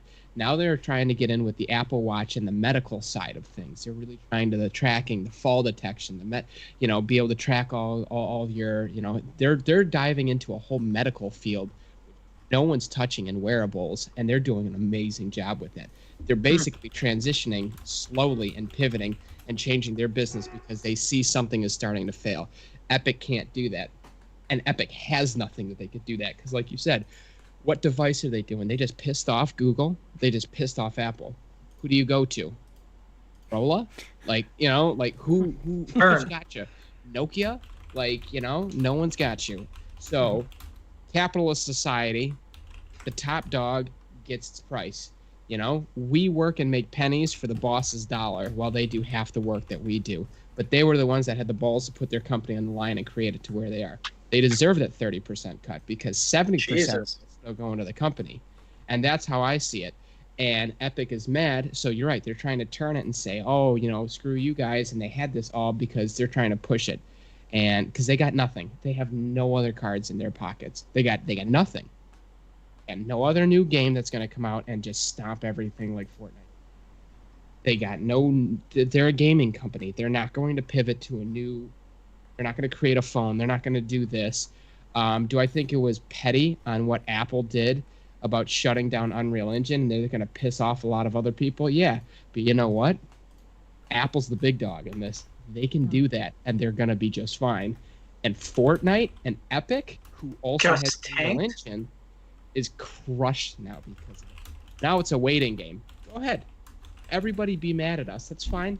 I'm the big brother in this. Go ahead and keep sinking, and we'll wait until you feel bad. They're going to win in this, and that's because they can, because that's how capitalism works. You don't see Apple as potentially losing in all of this, then? Because I agree. That's kind of why. And they said, other than the fact that the people that can't play are just going to be mad at Apple because they're not going to look into this, I think the biggest thing is if anybody even pays attention or shows the right the what's actually happening is Apple made rules, Epic doesn't want to follow them. That's really what it comes down to. Yes. And it's no more like that's it. And if you don't want to follow the rules, you don't have to. There's no rule that says you have to do it. You can go somewhere else. You can make your own app store. You can do whatever you want. You can go make your own. You have enough money, go start a phone company. Make your own OS for a phone. I mean, they could do that. Granted, they're not going to, but... My curiosity, guys, is how much do you think of the market on mobile Fortnite actually takes up compared to... That's another piece, too. How many players are on mobile compared to, I don't know, PC? It can't be a lot because... I'm Googling it. Yeah. My hero, Alex. Yeah, I'm trying to look, too. I thought the same thing. First off, how much are they really going to lose? Are they going to indie developer, everything like that? They'll be fine. But listen, you start draining Epic of all their money, the Unreal Engine, everything, all these assets. They can't survive to not have all this stuff out there. They're going to start losing so much money that they're going to have to start changing their ways. Apple knows that they're not going to lose and ban Unreal Engine forever, but they can drain them out. It's just like if you went and sued Apple right now, like on a real good case, unless you had absolute flawless evidence, they're going to drain you out in legal fees and delay forever until you can't afford to stay in there. Why? Because they can. Is it fair? No. Is it capitalism? Absolutely. Welcome to America. Oh, wow, there's an interesting graphic which I will share and I'll read to you guys. That's quite interesting, Mike. So, darn it, I was gonna. Gamers are playing more on consoles, more on mobile than consoles. For Fortnite? Really? Probably. I'm trying to see. I think this is an overall. They use Fortnite as an example for some of them, but this is overall. Fortnite spending breakdown. Wow, they spend a lot. People are spending a ton of money. There's 49. It's crazy. Is this in billions? I don't even know. It's just 49. I think this is billions. Yeah. Fortnite is insanely massive, and it's an insanely lucrative game. I think I don't disagree with anything that you've said. So you just gave your economics class. I'm going to give my history class. So video game history 101. There is precedent for something like this. Something like this has happened before in the early 90s when Nintendo was the top dog. Sears. They were like. Go on. I'm sorry. I feel like I know where you're going, Alex. I remember this. You paid attention in class. That's good. So Nintendo throughout the 80s and early 90s was the top dog. If you wanted to make a video game, you had to put it on NES or Game Boy. Correct. There were all other options were obsolete from the get-go. And the way Nintendo maintained that was with these very extreme draconian publishing policies. So things like you were only allowed, if you're a third-party developer or publisher, you're only allowed to put out 5 games on our platform per year. Nintendo decides the launch date. Nintendo decides how many copies you get. Nintendo decides the promotion for it. You're not allowed to promote your own games. You have to promote them through Nintendo channels. And this was extreme. Like, that's part of the examples of it all. But that's how Nintendo had built up their empire in the mid 80s, was that they did not let anyone make games, essentially. And they, let's say, for example, holiday season's coming up. Nintendo's got The Legend of Zelda coming out. That's a big game. Nintendo purposely kept other games from releasing at that time because they controlled it all. They controlled the entire distribution. You had to buy your cartridges directly from Nintendo. You couldn't make your own cartridges. And then you have, side note, you have companies like Konami. You got a lot of Konami games that were released under Ultra Games because these companies would start other companies to publish their games so they could get around the 5 game per year limit. Anyway, all that to say, what happened to Nintendo in the early 90s was that companies like Sega and then PlayStation, Sony came along with a lot more lax publishing policies. They were like, "Oh no, you can put as many games as you want in our system. Oh no, you want to release a game during the holiday season? Absolutely, you can do that. We're not going to force you to put out your games when no one's buying games." And the Genesis really took off, and for many years competed heavily with the Super Nintendo. The PlayStation really took off because Sony positioned themselves as the friend to the publishers. Like, they were like, "Hey, put your games on our systems. You want to sell 100 copies of this. Your Atlas. You only want to sell 100 copies of this. That's fine. You only need to print 100 discs. You want to sell 10 million? Fine. Buy 10 million discs." It took Nintendo through the N64 era to realize that they were losing their partners. Square Enix, or Square at the time, left them. They went to PlayStation. Capcom left them. They went to PlayStation. All the companies that helped build up the Nintendo brand with their third-party games left because there was an alternative. And where the parallels here are is that you have a band of publishers who are very unhappy and now have they have the lightning rod. Epic decided to be the lightning rod to kind of be the rallying cry. All these analogies. Epic decided to be the lightning rod to get everyone together to say, "Look, we want this system to change it." And then you're saying, and I agree with this, Apple can just sit on it and be like, no, we're not changing. You signed our policies, you agreed to them. The only historical precedent we have is that Nintendo went through the N64 era where almost no third parties were there, and they went through the GameCube era where third parties were putting ports onto the machine, but nothing I also feel like to it. So I agree with what you're saying, but I think it's a little bit different now. Different. The world is different too. Oh, it's absolutely. It's a different reality. I think that the only historical precedent. And I think the numbers are exploded difference between who owned a Nintendo console back then versus almost half the population of the world who has an iPhone. Or something like that, dramatic difference. So this is big bucks, and I guess we all just have to sit and wait and see what actually does happen. But I'm in agreement with Mike, and I think Apple's going to win this, and I think they're going to say, pretty much F you, and put up their middle finger and say, "You don't want to follow our rules, go do something else, bye. We have other things that make us tons of money." I mean... And here's where, and sorry, I don't want to interrupt, but here's where the big difference is between them. What is Nintendo? Video game company, right? Mm-hmm. What's Apple?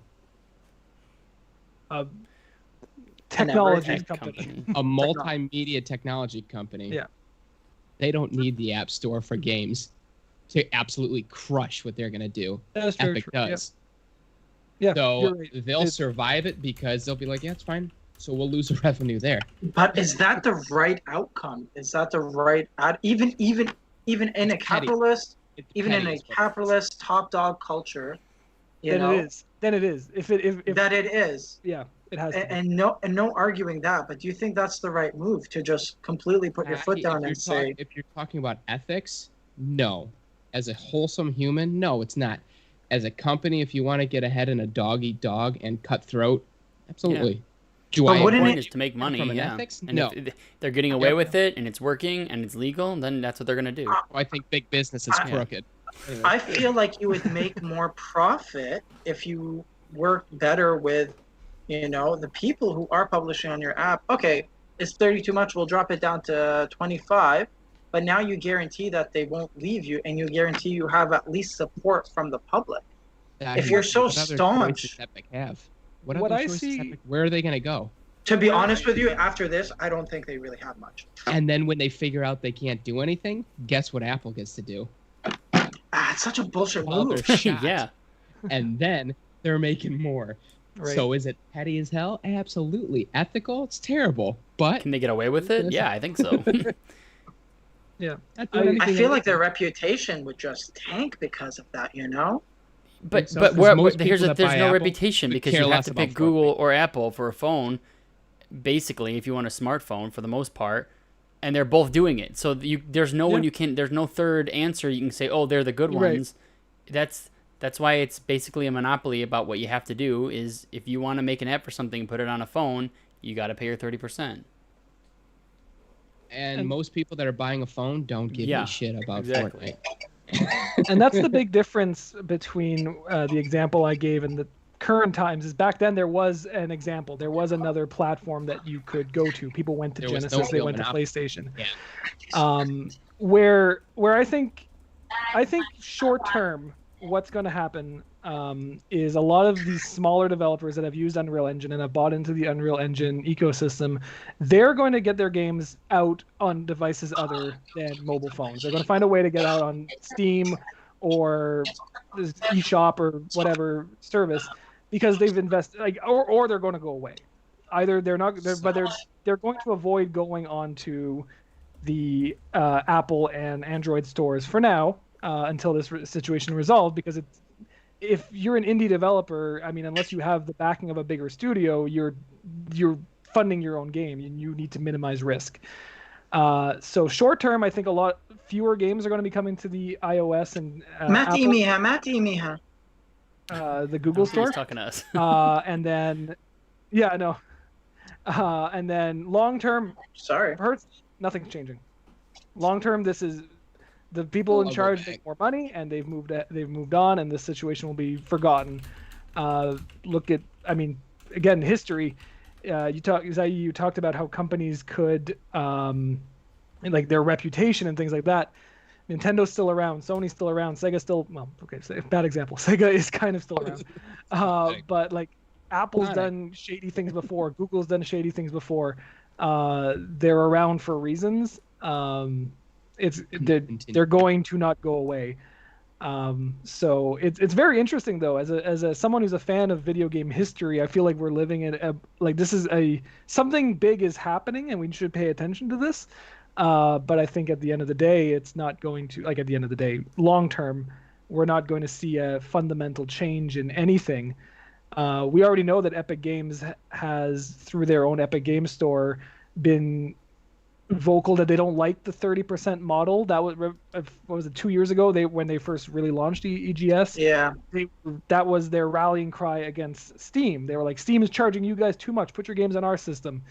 And I think Epic Games saw that as a big win for them, where they kind of established themselves as, I see them, the new Sega Genesis. They're the new cool kids on the block. They're the new, like, we're here for the gamers. We're not here for the money. We're here for the gamers, which is bullshit. Your They're here for money. business, you want the money. But yeah, but back in the early '90s, that was Sega's whole thing too. It's like, oh, old man Nintendo, they're doing things that are keeping the games out of your hands. We've got the blast processing, and it's kind of they're taking a page out of that playbook where they're getting the public on their side and they're building their brand that way. So it's just a very interesting thing. So I'm not an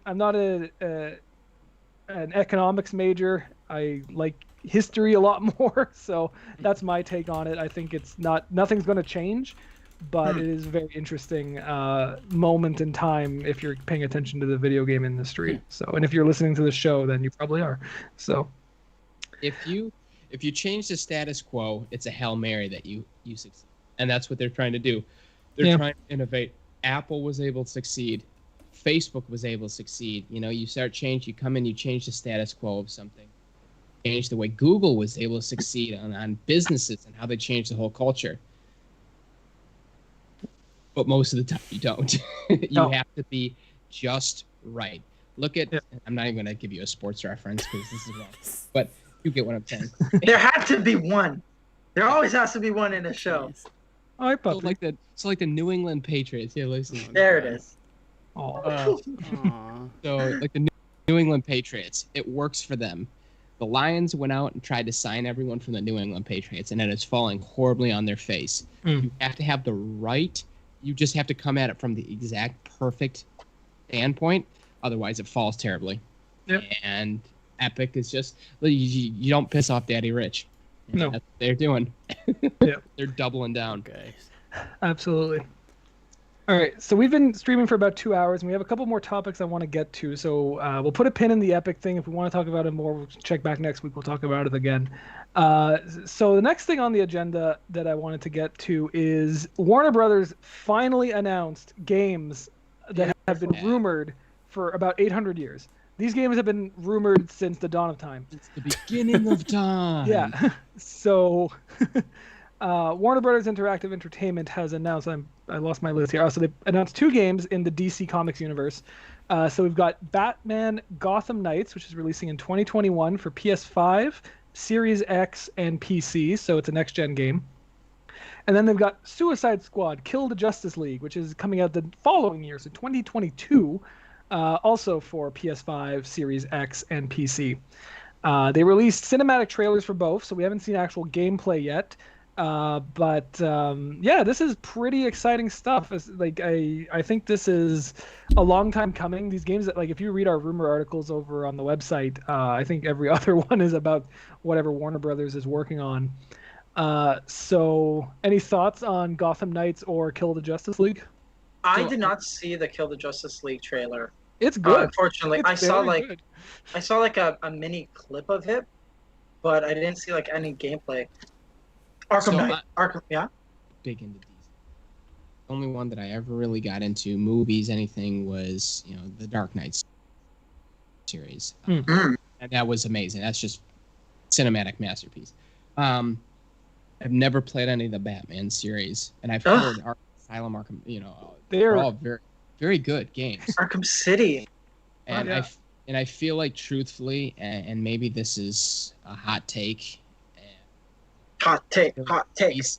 DC spending too much time on Batman and not developing anything else that's actually solid. They've had some good TV shows with The Flash and was Arrow, I think is DC.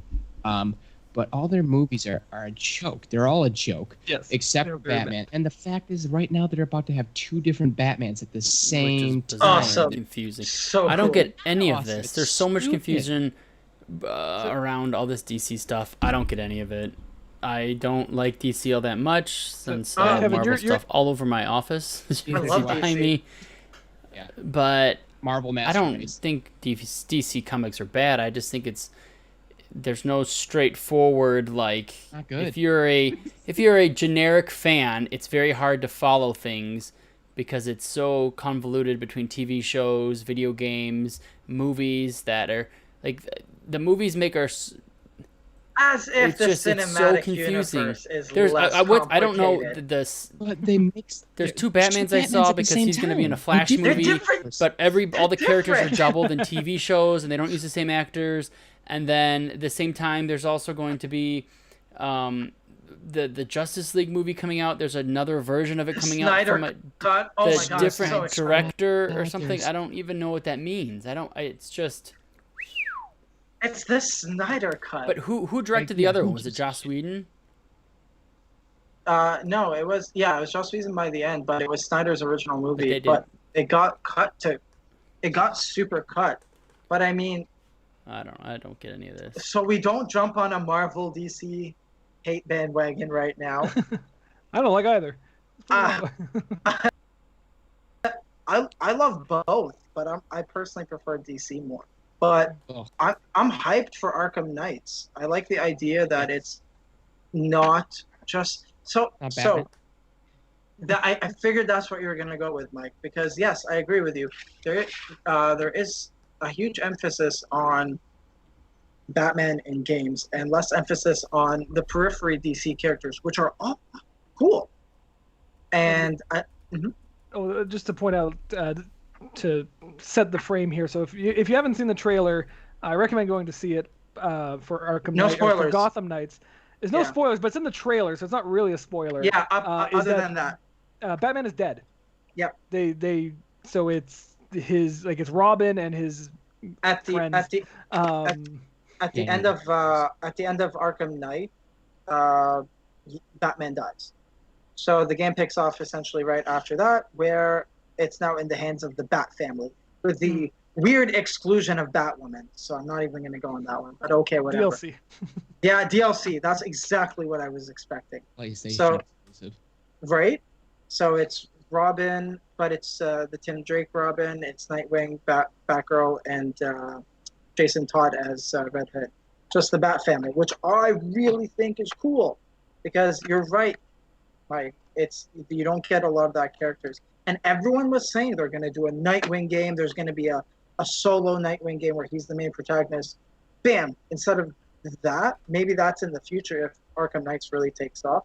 But we got now a choose your own player Arkham City, Arkham Knight game as one of the 4 characters, and they all look super different.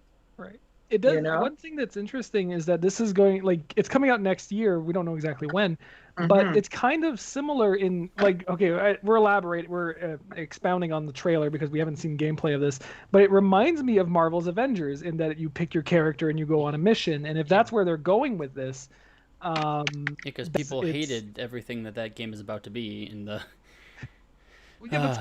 But they're comparables now. You could it's that Marvel DC rivalry. You can, you have your copy of the Gotham game, and you have your copy of Avengers, and you can compare them.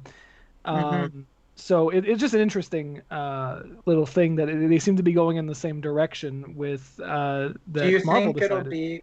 Do you think it'll be open world just like the Arkham games were, or do you think it's going to be more of a linear based story and it's chapters? What I read is you have to go to the lair and you pick your assignments. Well, there's a shot in the trailer where I don't know the character's name, but there's a shot in the trailer where she's looking over the city and kind of jumps in, and that to me was kind of a hint that is an open world game.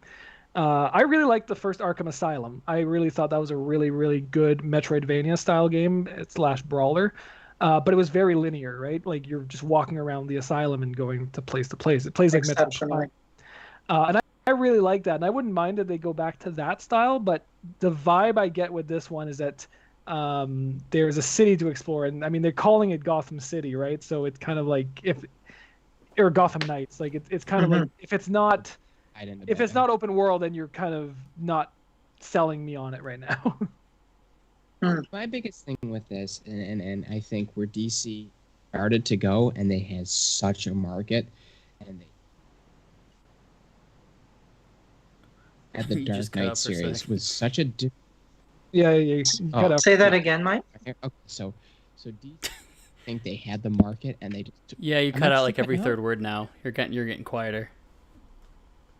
Yeah. Am I getting better? No, you're good now. Okay, so DC, where I think they really screw up, where they had the market and just totally messed up, is they had a superhero story than Marvel's Avengers. Avengers was still a lighter version to it. It was fighting action pack and stuff like that. And yeah, you knew people died, but they kind of just breezed over that. Like it was, the joking and stuff like that, where you watch like the Christian Bale Batmans, and it was dark. It was dark, and it was good. Then they just walked away from it. They even set up Dark Knight Rises with Robin, with Joseph Gordon-Levitt. Oh my gosh, who wouldn't have played a whole new series? Yeah. Completely walk away from it. And that's been my problem with DC, is they don't know how to tell a good story. Follow through. And I think their video games, and this is totally just I don't know. This is one of those I don't know. I've never played the game, but from what I've seen, their video games are much better than their movies. So I would definitely give their video games a chance. But I don't watch it. I've heard Wonder Woman was good. Won't watch it. Justice League looks like crap.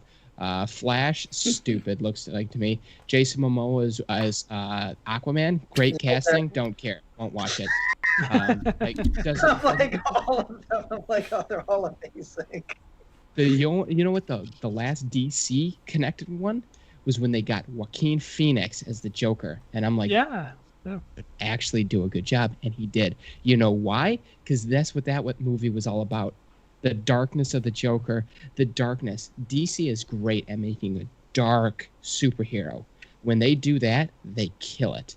And I think the only reason this new Suicide Squad may be any good is because they stole James Gunn from Marvel. And that's why.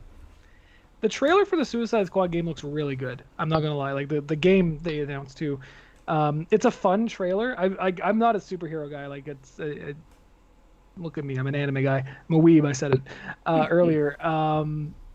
I thought that trailer was fun. It was like a 2-3 minute trailer, and I was like, I cared about I know Harley Quinn, and at the end of the trailer, I know who Superman is, and that one looks like it's going to be a fun That one reminds me, and this is just a trailer, reminds me of Arkham Asylum, where you're going through and fighting all the big baddies of the Batman universe, but now you're fighting the Justice League, and you got to take them out. And I think that's going to be fun. That could be really fun. So if they make it dark, I don't think they're going to make it dark though. I think it looked like it's like semi-dark, but I don't think it'll be enough to make it worth its time. Rated that's what I mean. Yeah, it'll be Suicide Squad. If they went like dark, like It'll be Suicide Squad dark. What's Injustice, like that dark, like the Injustice 2 I've been playing. It is really good. It's a lot of fun. Good. And it's dark and gritty and perfect.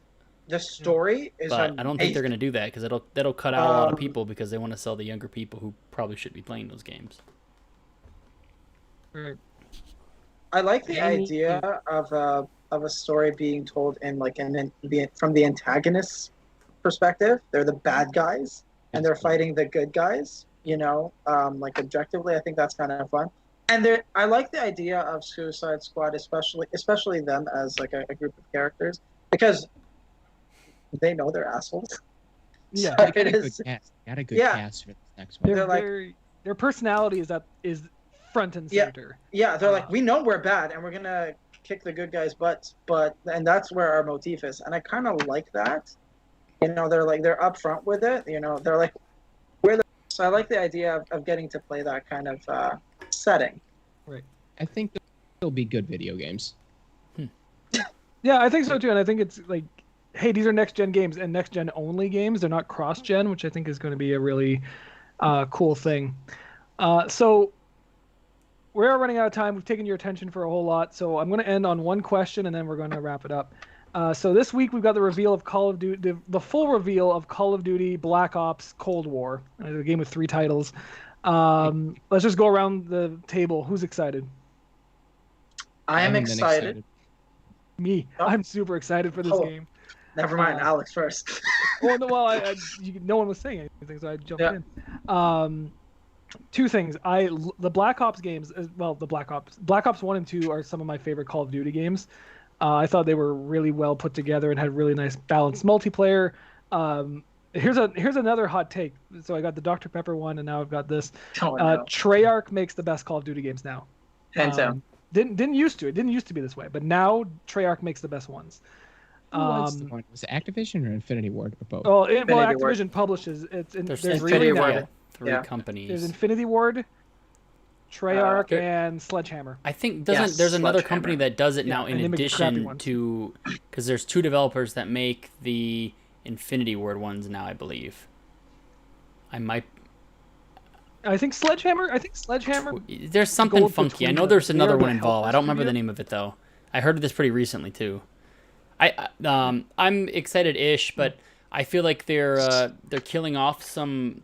Warzone is huge right now, and the seasons they have is going really well, and it's very successful, and apparently it's going to continue.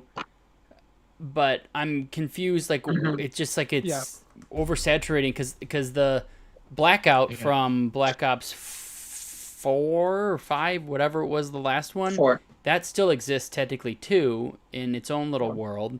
So now we're gonna have that Warzone, and is this gonna bring something new to the table in addition to what already exists? And Modern Zombies. Warfare. It's Treyarch. It's always zombies. But I mean, Yeah.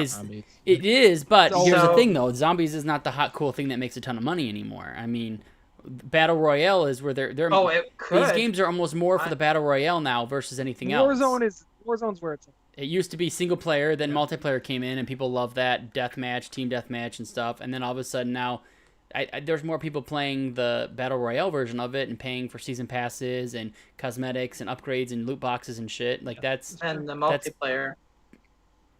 right. passed And the I mean, torch to even I'm playing Warzone. Warzone, and I didn't think I'd be playing that. So I do. So, actually, my take on it, because of how the recent success of Modern Warfare actually being a really good single-player experience, and what Warzones has brought to the table for Call of Duty in ages, and I feel like this is the first I may actually just straight out purchase. wow. Just with how good the last couple of games or the entries in the series have actually been, with Warzones, with Modern Warfare, just how they're looking. I'm pretty positive about it. I'm actually kind of hyped. I'm with you, Alex. I'm like, it's been a good track record lately.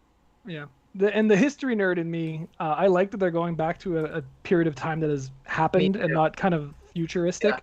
Yeah. Plus, the Cold War is a really interesting. Like I'm a fan of that era. I like that. I like learning about it. I like the history of it and finding out these like little nitty gritty secrets. Obviously, this is a video game. I don't expect a history lesson from it, but it is fun, and there's a lot you can play with. Like the Soviet Union and the United States during those times had a lot of like secret projects and weapons that are just like they're only still now coming to light as things are finally being declassified. So there's a lot you could play with, and it's just fun. I'm looking forward to it. So yeah, I am hyped. I was hyped for Modern Warfare last year because Call of Duty 4 was one of my favorite games of all time for a long time. Does it take place in that time period too, or is it just themes of it, or what is the? I don't know much about this at all. So does it take place like the late 80s? Russia. So Cold War. Soviet This Russia.